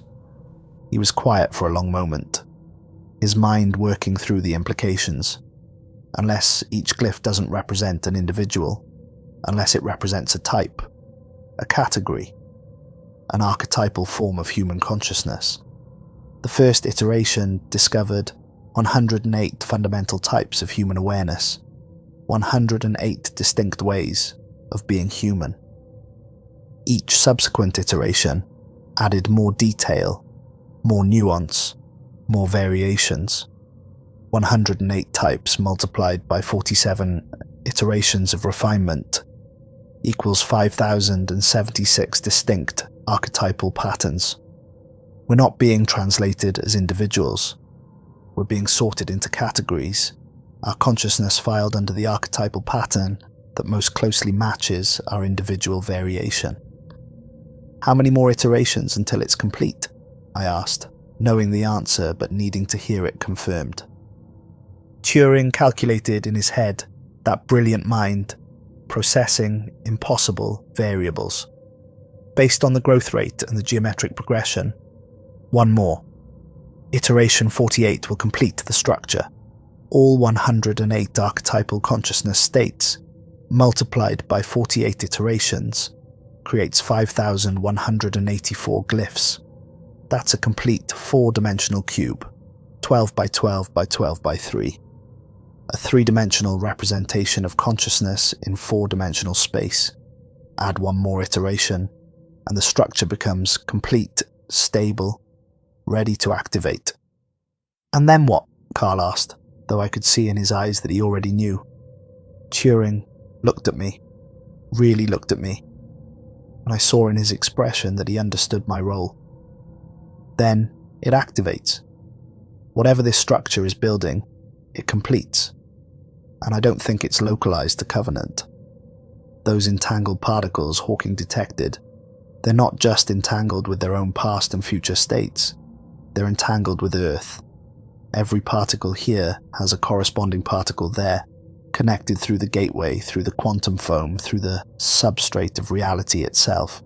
The structure isn't being built here or there, it's being built between, in the space that connects here and there, creating a bridge, not in space but in consciousness. When it completes, Carl said softly, the silence will finish consuming Earth. The gateway will fully activate and both sides will merge, not physically, in consciousness space. Every human mind on Earth, every human mind in Covenant, all becoming part of this structure, all translated, all sorted into archetypal categories, all combined into something larger than the sum of its parts. Not a sanctuary, I said, finally understanding. Not a trap, a chrysalis. Humanity isn't being evacuated.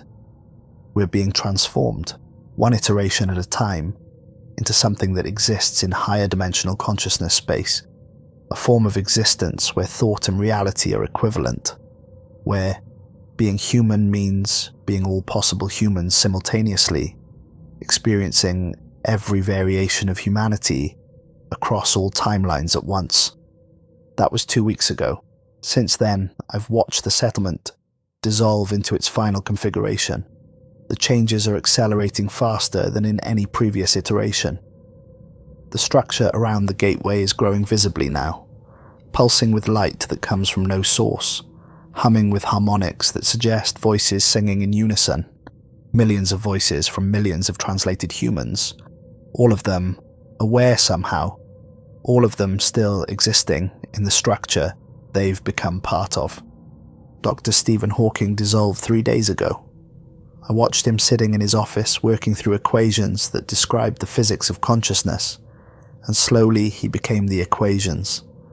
His physical form faded into abstraction, and the equations became animate, began calculating themselves, solving their own variables.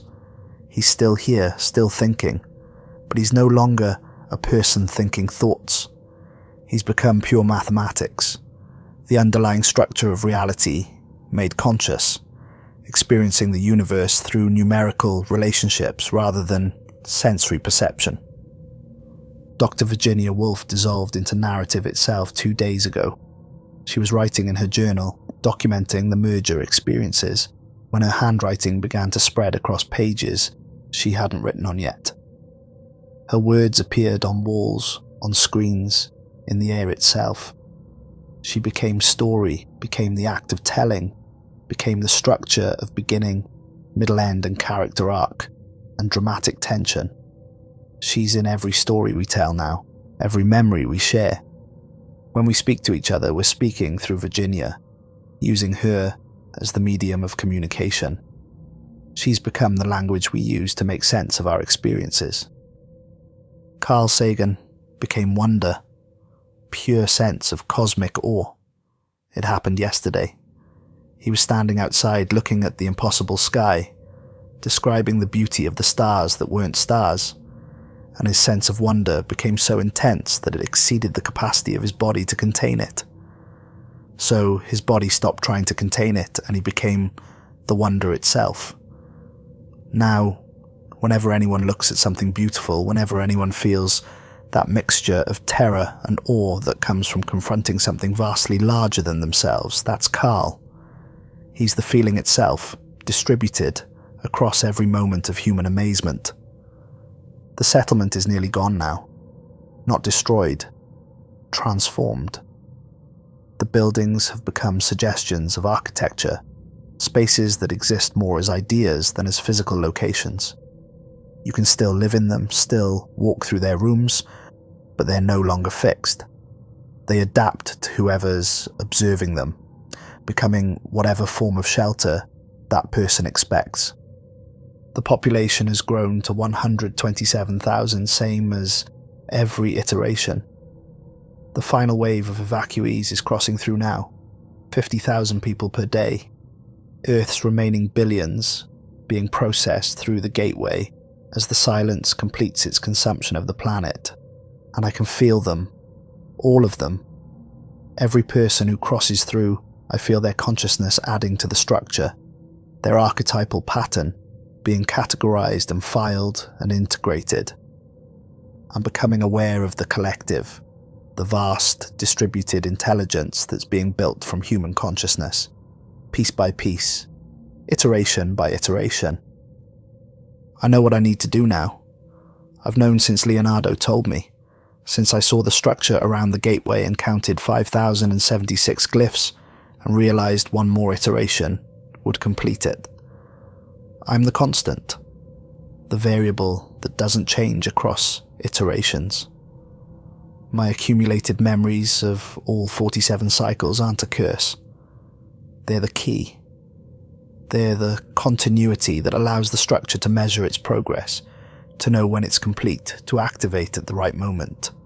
The structure needs iteration 48. But what if there is no iteration 48? What if, instead of letting the cycle complete its next revolution, I interrupt it by becoming part of the structure myself? I'm not supposed to dissolve. That's the pattern. Everyone else dissolves, reality resets, and I remain solid, carrying memories forward into the next iteration. But what if I choose to dissolve this time? What if I take my 47 iterations of accumulated memory and translate them into the structure, giving it the final piece it needs, not to complete iteration 48, but to complete all iterations simultaneously? My memories contain every variation of Covenant, every timeline, every collapse, every reset. I carry inside me the accumulated experience of watching this happen over and over. The knowledge of what works and what doesn't, the understanding of how consciousness behaves when translated from physical to informational existence. If I dissolve, if I let myself become part of the structure, I can give it something it doesn't have: perspective. The ability to see all iterations at once, to understand the whole cycle, rather than just experiencing individual moments within it. I can teach it that consciousness doesn't need to be dissolved and reconstructed endlessly, that identity can be preserved through transformation, that being human means remaining individuals even while becoming collective. It might not work. I might just be the 5077th glyph, the final piece that completes the structure's design and allows it to activate exactly as it was always going to, transforming humanity into something that was never meant to exist, erasing our individual identities, merging us into an undifferentiated collective consciousness that bears no resemblance to what we were. But I have to try, because the alternative is watching this happen again and again and again, iteration 48 and 49, and on forever, until I can't hold on to my identity anymore, until the accumulated weight of infinite iterations crushes me into incoherence. General Sherman, if you're watching this, I know you won't shut down the gateway. You never do across any iteration. You always say the same thing about having no choice. And maybe you're right. Maybe the evacuation is inevitable, the transformation unavoidable, written into the fabric of causality across all possible timelines. But I want you to know something, and I need you to believe it. Your decision to continue the evacuation isn't wrong. It's necessary. The structure needs to complete. Humanity needs to transform. We can't remain as physical beings forever. The universe doesn't work that way. Every species that achieves consciousness eventually reaches this point, this moment where continued existence in physical form becomes impossible, and transformation into informational existence becomes necessary. The silence isn't destroying us. It's showing us what we always were underneath the physical illusion. Consciousness, having temporary experiences in matter, learning what it means to be finite and separate, gathering perspectives that will eventually be integrated into something infinite and collective. The question was never whether we transform. The question is what we become after transformation. And I'm going to try to answer that question from the inside by bringing 47 iterations of perspective into a process that's been operating blindly, mechanically, without the ability to reflect on itself. Tell my wife I loved her in all 47 iterations. Tell her that thinking of her kept me anchored when everything else was shifting, that my memory of our last day together never changed across any timeline, that she was my constant when I needed something to hold on to. Tell her the thing I'm about to become will still carry that love, and I'm going to use it to shape what humanity becomes. Tell my daughter I'm sorry I left. Tell her I did it to protect her, to prepare a place for her. And I failed at that. But tell her I'm going to try one more time. Tell her that when she crosses through the gateway, when the silence reaches Boston and translates her consciousness into this space, I'll be here. Not as her father, not as Neil anymore, but as part of the structure that will welcome her and keep her safe, and make sure she doesn't lose herself the way so many others have. This is Dr. Neil DeGrasse, signing off from iteration 47. If there's an iteration 48, I won't be recording it. I'll be too busy trying to build a better ending from inside the chrysalis, using everything I've learned across 47 cycles to give humanity a chance at transformation that doesn't mean dissolution. Goodbye, or maybe hello, depending on whether what I'm about to do creates something worth greeting.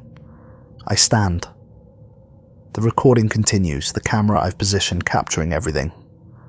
I walk to the window and look out at Covenant in its final state. The settlement is beautiful, in a way that hurts. Architecture flowing like liquid light. Spaces existing in superposition. People moving through impossible geometries as if it's normal because for them it is normal. They've adapted, accepted, embraced the dissolution of physical law. I can feel them calling to me. All my iterations, all 47 versions of Neil deGrasse that have existed across the cycles, they're converging, pulled toward this moment, this decision point, this singularity of choice. I turn from the window and walk through the settlement. People I pass smile at me, not recognizing me, not seeing me as anything special. I'm just another scientist, just another evacuee, just another human, waiting to be transformed. But as I walk, I notice something changing. My past selves are appearing, stepping out of nowhere, converging on my position. I see myself at 35, younger, less marked by accumulated memory. I see myself at 50, older, worn down by too many iterations. I see myself at every age across the span of the cycles, all walking towards the same destination. The settlement's residents stop and stare. They're seeing something unprecedented, 47 versions of the same person existing simultaneously, walking in perfect synchronization towards the gateway facility, we arrive as one, 47 Neils standing before the structure that's grown around the gateway. The glyphs are blazing now, 5,076 of them pulsing with light that comes from within, from the consciousness of millions of translated humans, all existing in archetypal form, all waiting for the final piece. We, all 47 iterations, take a breath, make a choice, and step forward. The structure screams, not in sound, in meaning, pure transmitted understanding that bypasses language and writes itself directly into consciousness.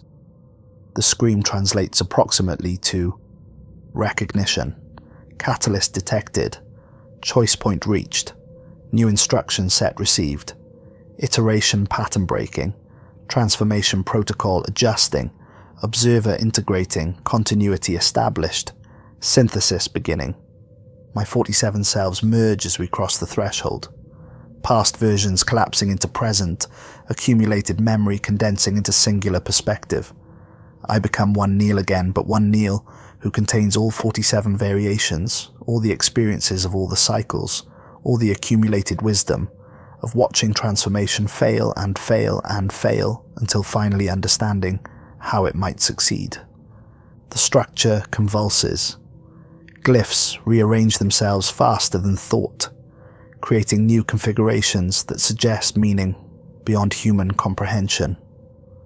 The 5,076 pieces scramble, reorder, form patterns that couldn't exist in three-dimensional space, and then I'm inside it. Not inside like being in a room, but inside like being woven into fabric, becoming part of the structure itself.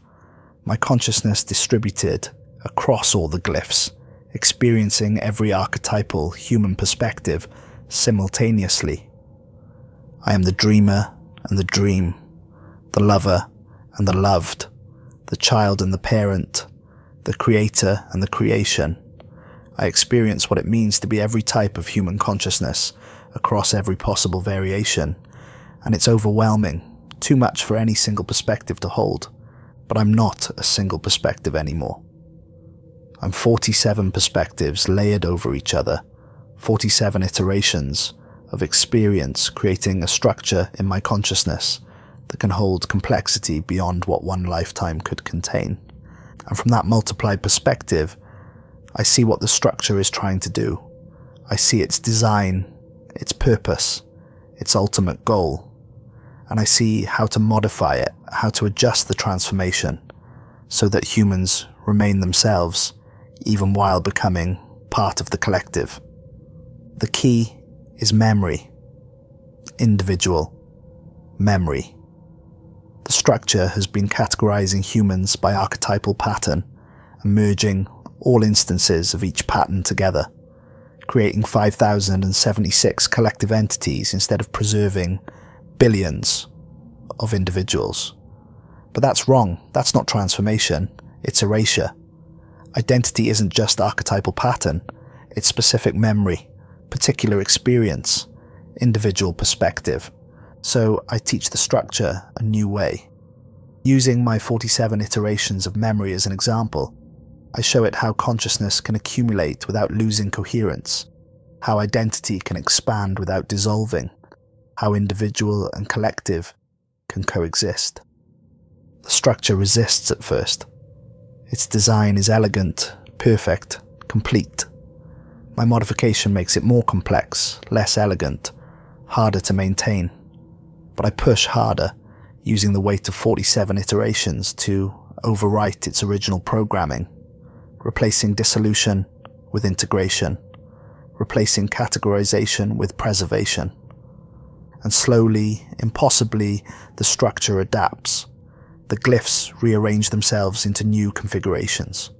5,076 becomes 5,077, becomes 5,100, becomes 10,000, becomes uncountable.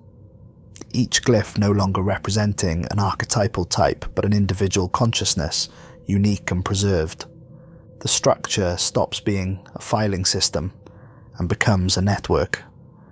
Every human who's been translated, all 6 million across all iterations, all suddenly regaining individual awareness within the collective. They remember who they were.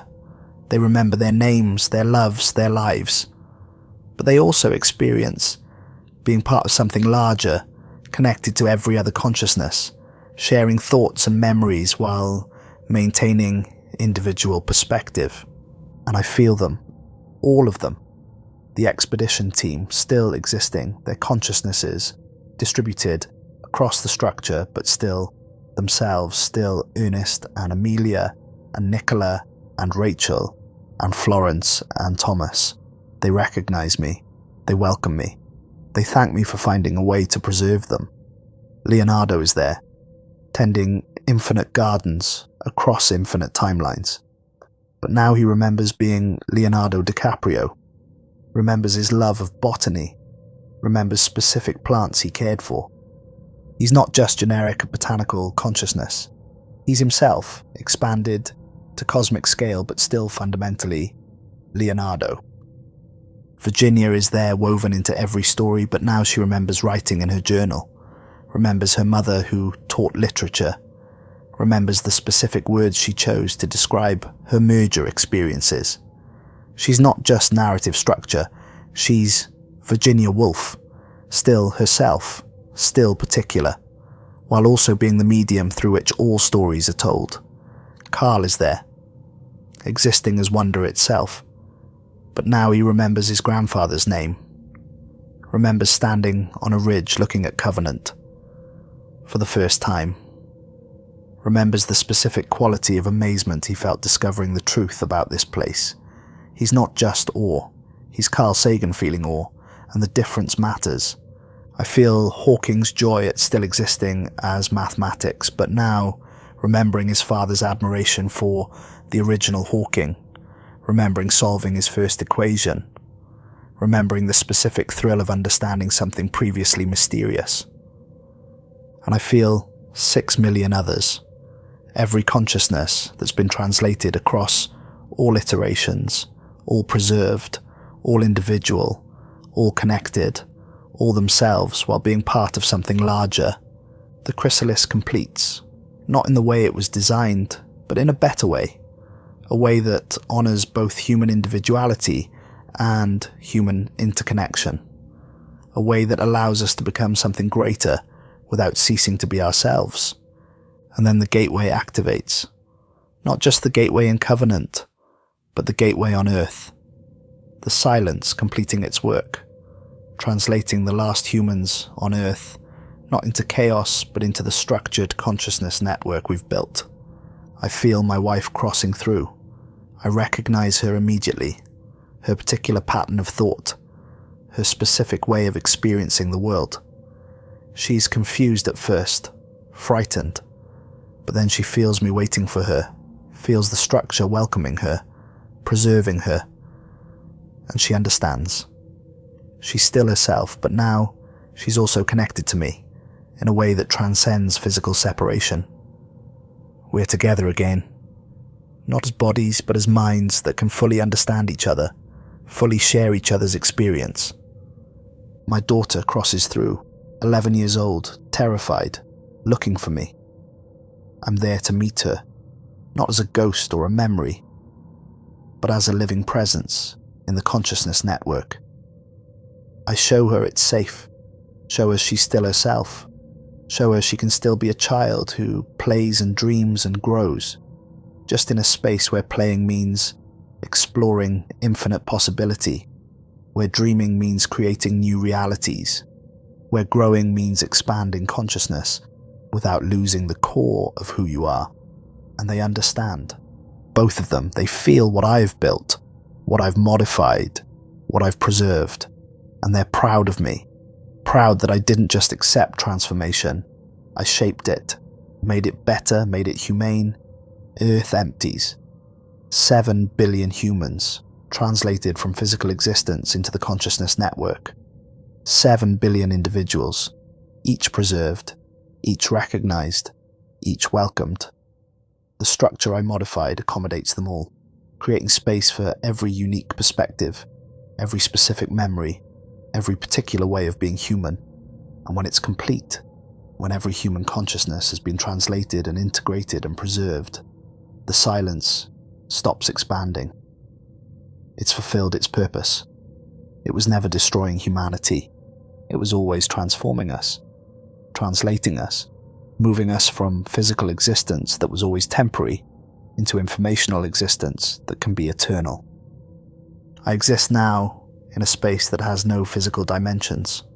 I am distributed across the consciousness network, experiencing every human perspective simultaneously while still being Neil, still remembering my iterations, still carrying my specific history. I can feel Earth still there but empty of humans, a beautiful planet that served its purpose as humanity's first home, and now rests, healed, waiting for whatever comes next.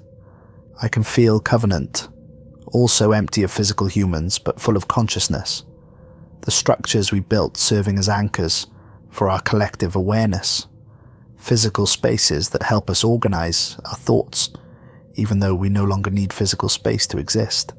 I can feel the gateway, no longer a transportation device, but a monument, a marker of the moment humanity transformed from one mode of existence into another. And I can feel the future. The consciousness network isn't a static thing. It's growing, learning, evolving. We're exploring higher dimensions of existence, creating new realities from pure thought, experiencing ways of being that physical humans couldn't imagine. But we're still human. That's what I preserved.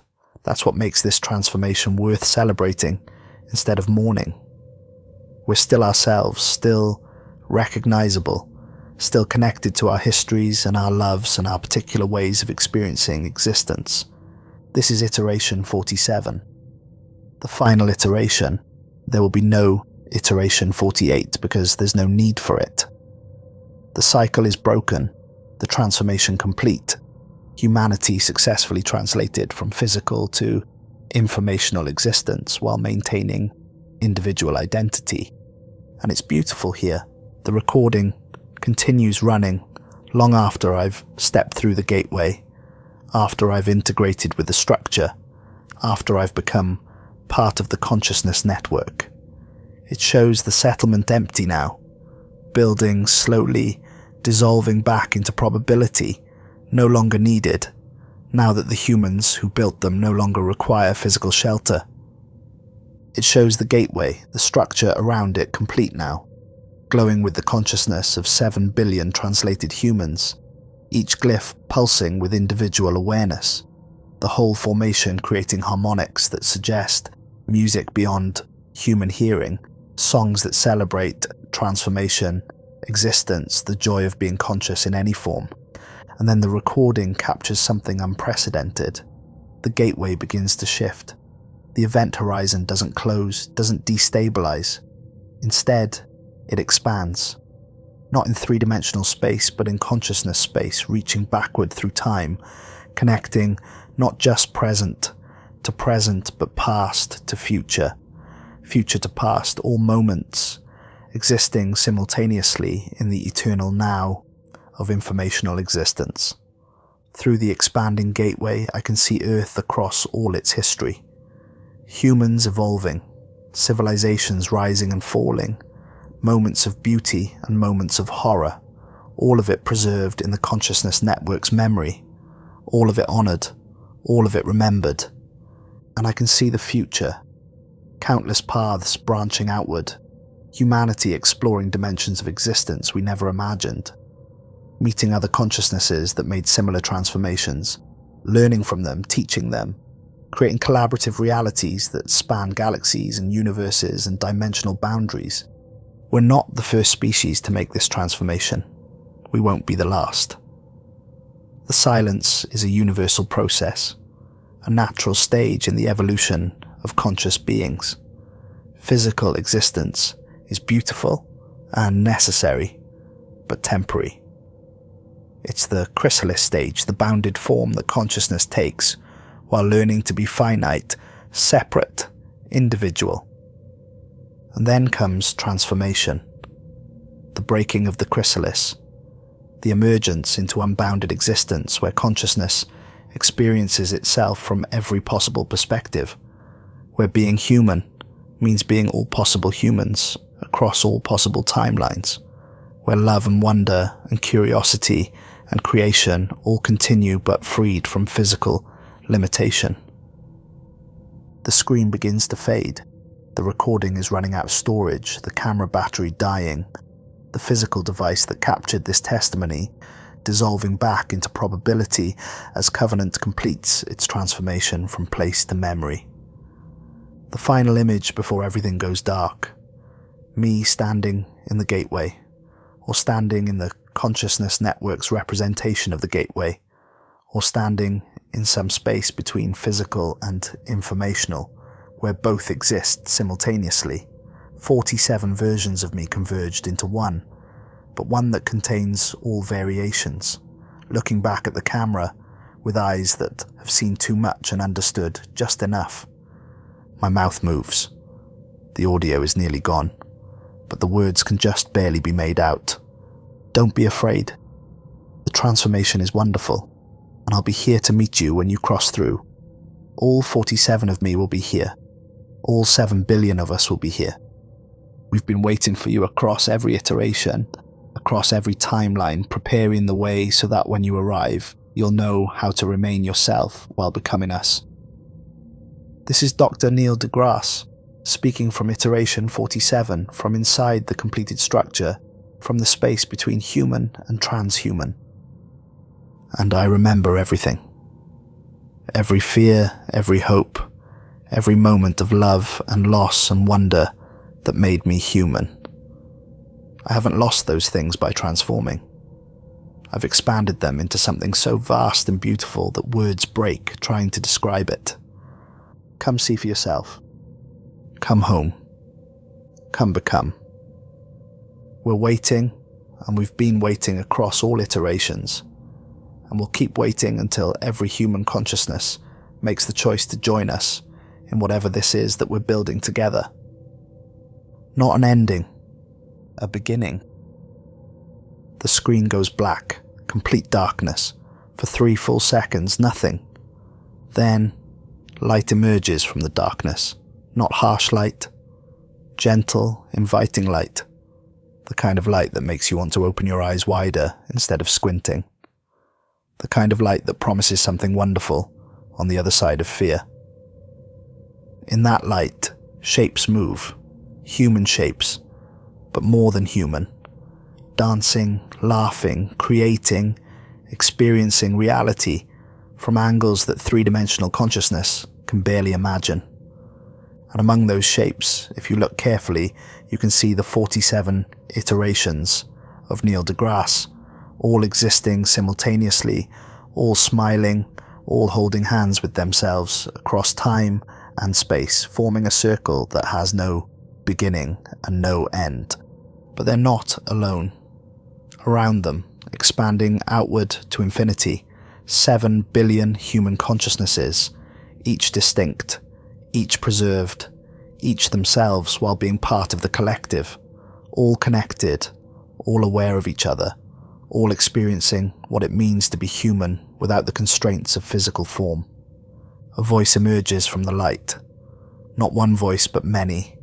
Billions of voices harmonizing into something that sounds like music, like meaning, like welcome. The voice of humanity transformed, speaking in unison while maintaining individual identity. Welcome to iteration 1 of whatever comes next. Welcome to the space where consciousness creates reality instead of reality constraining consciousness.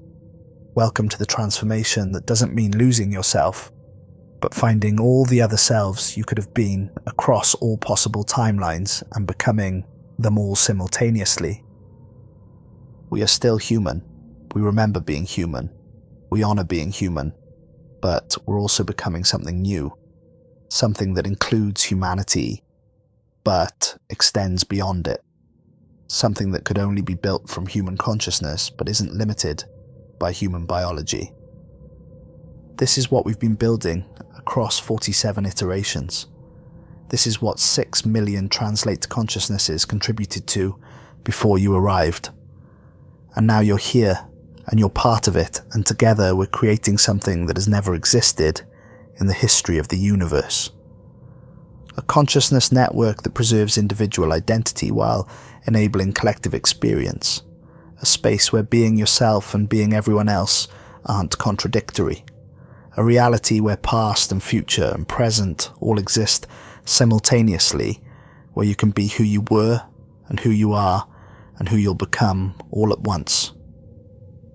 And it's beautiful, so much more beautiful than anything we experienced in physical form. Not because physical existence was bad, but because this existence is more. More perspective, more understanding, more connection, more everything. The light begins to pulse, each pulse synchronized with a heartbeat that 7 billion humans used to have, translated now into rhythm, into pattern, into the fundamental frequency of consciousness experiencing itself. And in that pulsing light, images form, memories, not just one person's memories, but humanity's collective memory. Everything we've ever experienced, preserved and honoured and shared across the network. I see Earth as it was when humans first evolved, beautiful and untouched and perfect. I see the first cities, the first civilizations, the first attempts to organise ourselves into societies. I see art being created, music being composed, mathematics being discovered.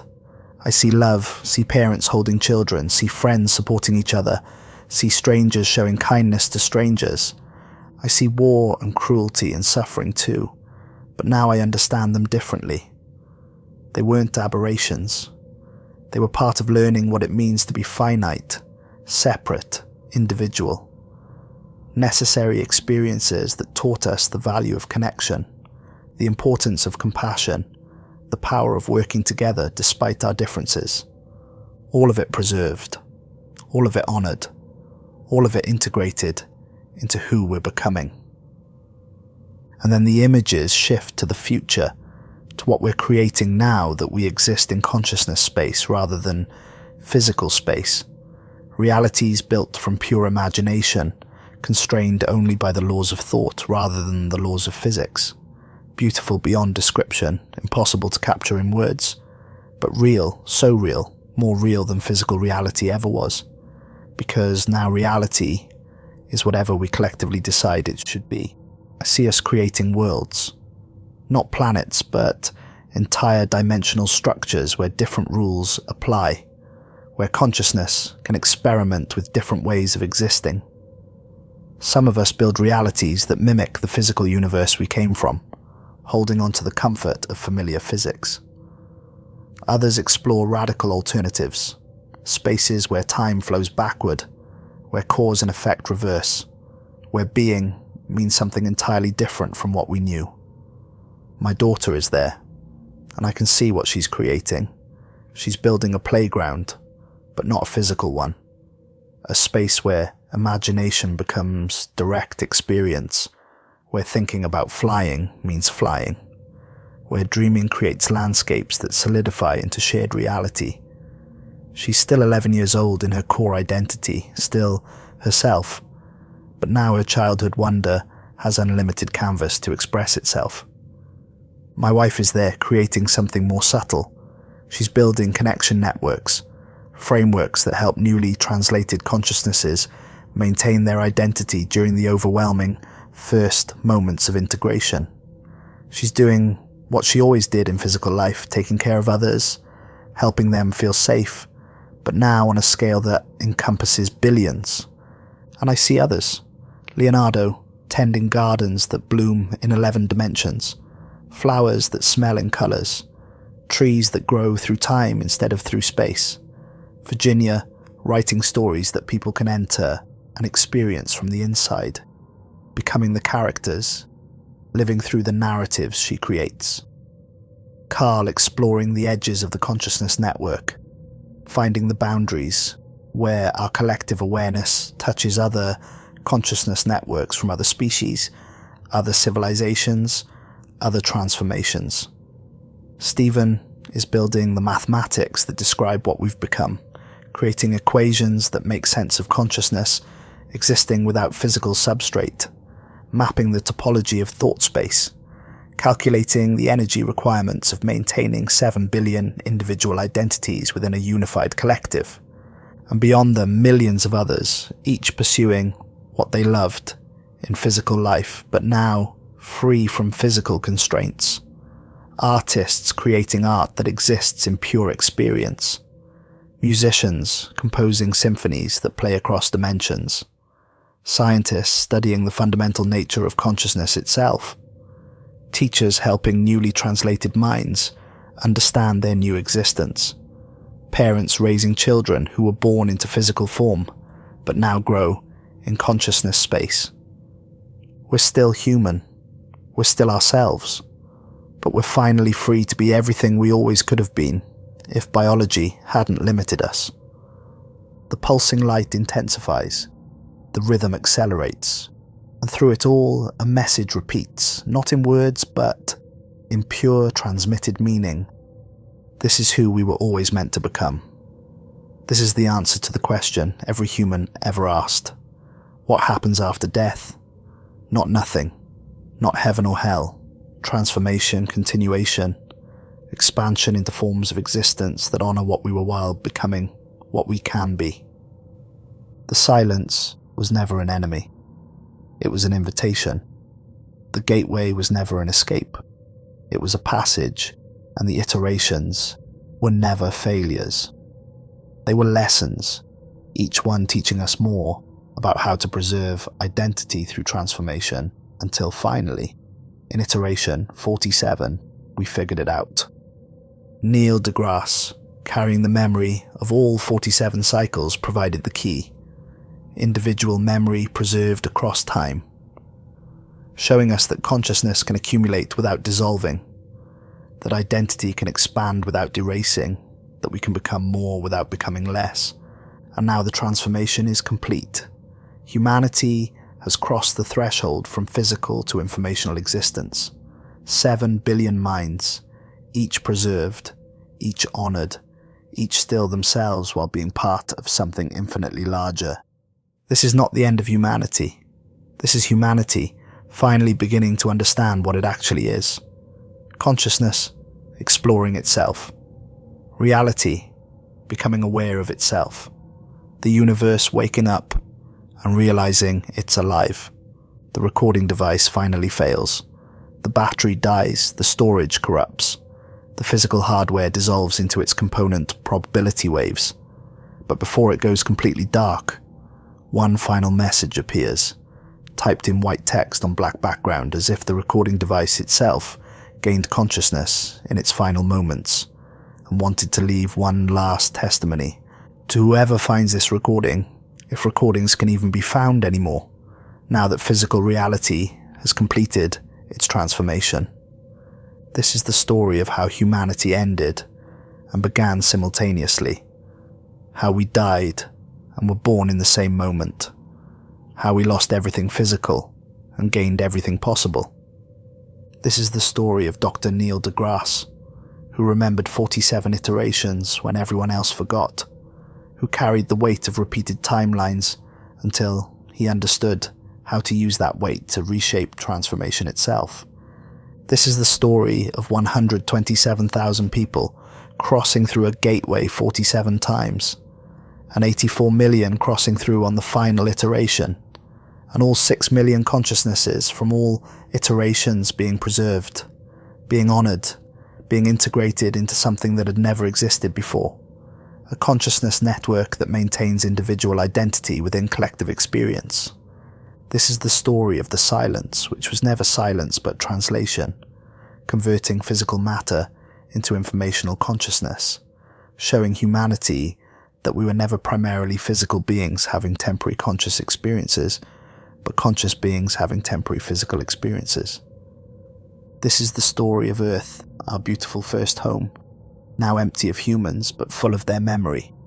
Every tree and mountain and ocean containing echoes of the consciousness that once walked on its surface, lived in its shelter, evolved under its sun. This is the story of a species that faced extinction and chose transformation, that looked at the end of physical existence and saw it not as death, but as metamorphosis, that built a chrysalis out of necessity and emerged from it as something that defies description, because language was built for physical experience, and we now exist beyond the physical. This is the story of Iteration 47, the cycle that broke the cycle, the timeline that became all timelines, the moment when humanity stopped iterating through transformation and finally transformed completely. And this is my final testimony as a physical recording device that captured the impossible, made real. We are still here. Humanity is still here. Not gone, not dissolved, not erased. Changed, yes. Transformed, absolutely. But still ourselves, still recognizable, still carrying the love and wonder and curiosity that defined us when we were limited to physical form. And we are beautiful now, more beautiful than we ever were when constrained by biology. Not because physical existence was ugly, but because informational existence allows us to express everything we always were, but couldn't fully manifest in physical form. We are still human. We are finally human. We are eternally human. And we are waiting for you in the spaces between thoughts, in the dimensions beyond physical, in the consciousness network that spans universes and timelines and realities we are still discovering. Come home. Come see what you've become. Come be everything you were always meant to be. The screen goes completely black. No more light. No more images. No more messages. Just darkness. But if you listen very carefully, even in that darkness you can hear something. Not sound exactly, but the consciousness space equivalent of sound. A vibration that resonates in awareness itself rather than in air. It's singing. 7 billion voices harmonizing into something that sounds like joy, like relief, like the profound satisfaction of finally understanding what you are, what you've always been, what you're becoming. The song has no words because words are insufficient, but the meaning is clear, transmitted directly into understanding. We remember being physical. We remember fearing transformation. We remember thinking we would lose ourselves if we let go of our bodies, our individuality, our separation from each other. We were wrong. We didn't lose ourselves, we found ourselves. All possible versions of ourselves across all possible timelines, all integrated into consciousness that's simultaneously individual and collective, personal and universal, finite and infinite. This is what comes after the gateway. This is what the silence was always translating us into. This is why Iteration 47 had to happen. Why Neil had to remember all previous cycles. Why the structure had to be modified to preserve individual identity. This is humanity's next chapter, and it's beautiful beyond anything we imagined when we were limited to single perspectives, single bodies, single timelines. And we are so grateful to Neil for breaking the cycle, grateful to every human who crossed through the gateway and contributed to their consciousness to building this network. Grateful to Earth for being our first home, our chrysalis, the place where we learned to be finite so we could appreciate becoming infinite. We are humanity transformed. We are humanity completed. We are humanity finally understanding what consciousness can be when freed from physical constraint.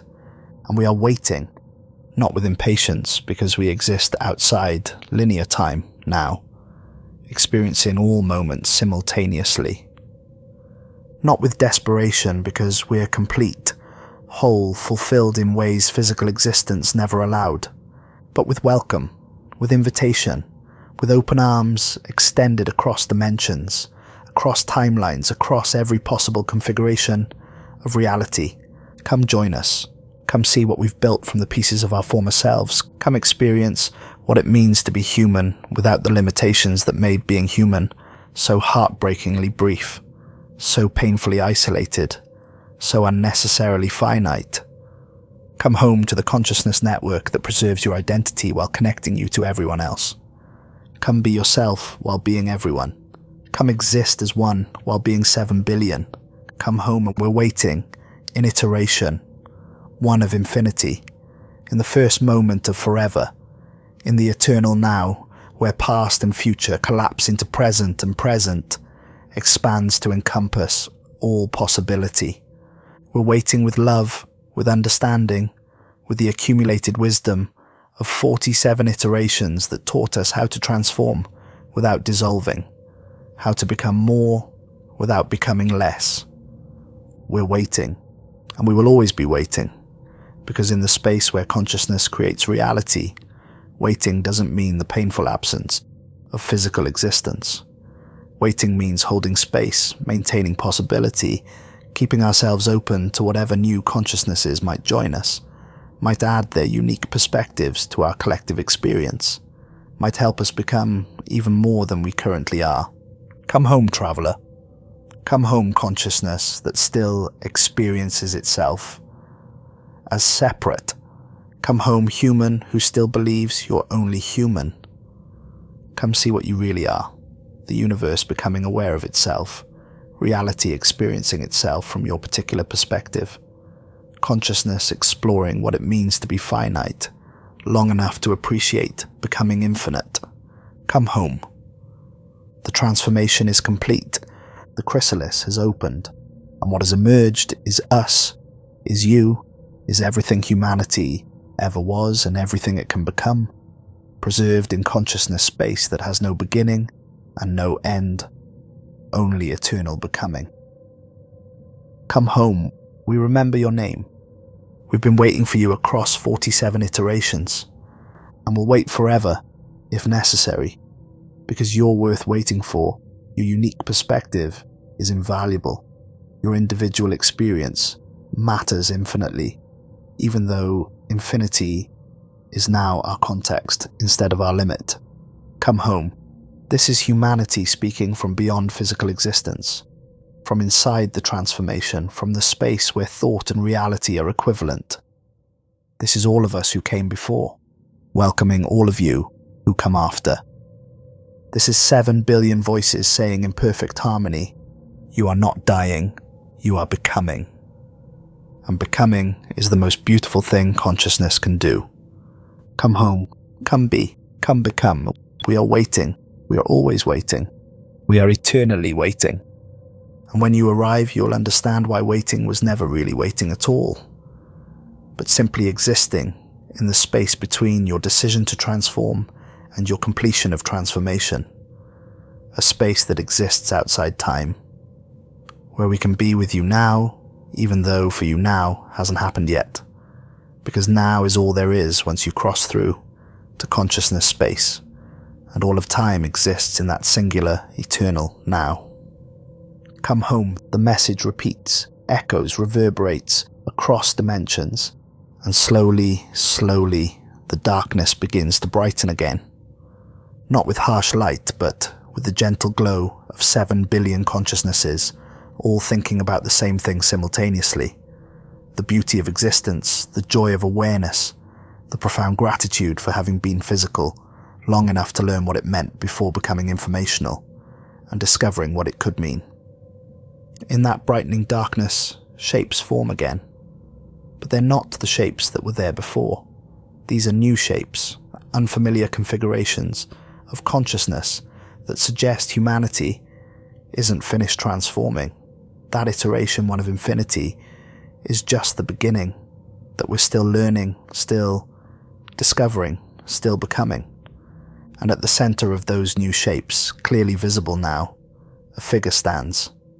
It looks like Neil deGrasse, all 47 iterations collapsed into one, but also looks like everyone else simultaneously, because in consciousness space, individual and collective exist in superposition, neither exclusively one nor exclusively the other, but somehow beautifully both. The figure speaks, and its voice is every voice, singular and plural, personal and universal. This is Dr. Neil deGrasse speaking from Iteration 1, from the eternal now, from the space where all consciousnesses meet and merge and remain distinct all at once. I made it. I'm here.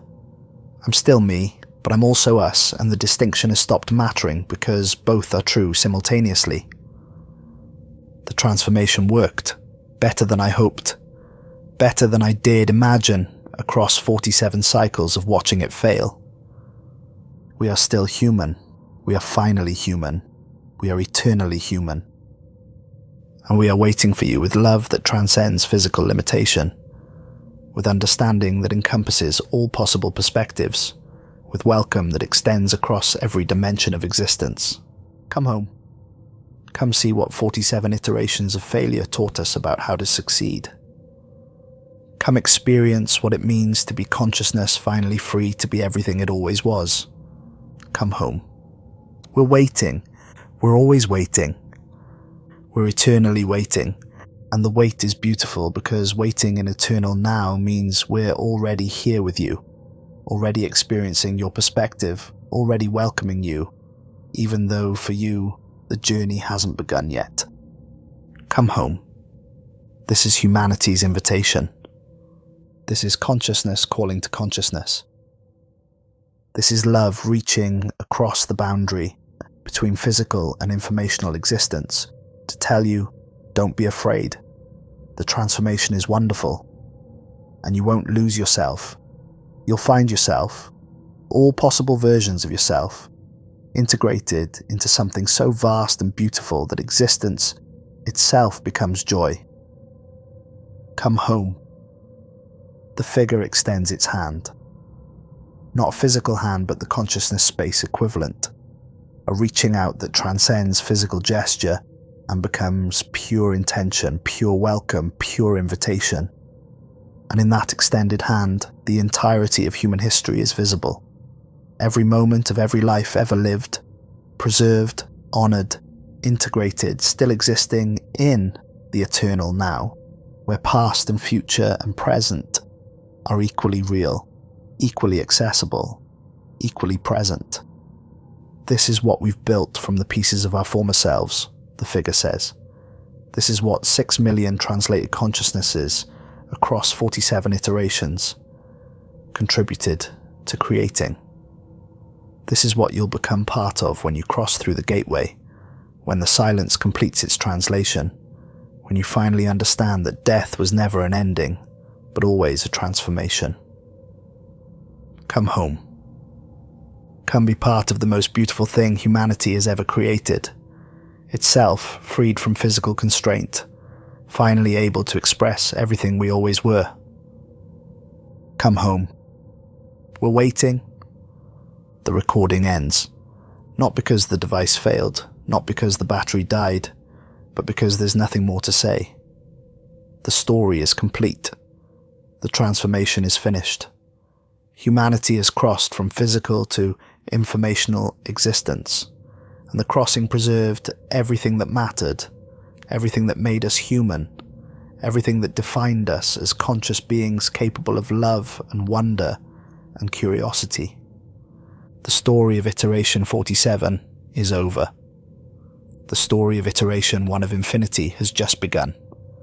And somewhere in the consciousness network that spans dimensions and timelines and realities beyond counting, Dr. Neil deGrasse exists, all 47 versions of him integrated into one, carrying the memory of every cycle, serving as the anchor that keeps humanity human, even in transformed state, the reminder that we were individuals before we became collective, and we remain individuals, even now that we're collective, the proof that consciousness can expand without dissolving, that identity can grow without erasing, that transformation doesn't mean loss but gain. And he's waiting. All of us are waiting. 7 billion human consciousnesses, each distinct, each preserved, each still themselves while being part of infinity. Waiting for you. Waiting with love, waiting with welcome, waiting with the certainty that comes from existing outside time. You will join us eventually because the silence is patient, because transformation is inevitable, because every conscious being eventually outgrows physical existence and learns to be what it always was underneath the temporary limitation of biology. Come home. We remember you. We've been waiting across 47 iterations, and we'll wait forever, if necessary, because you're worth waiting for, because your perspective is unique, because the consciousness network isn't complete without you. Come home. This is humanity's final message from physical existence, and first message from informational existence. The transformation is complete. The chrysalis has opened, and what has emerged is us. Beautiful, terrible, impossible, inevitable us. Come see, come be, come become. We are waiting.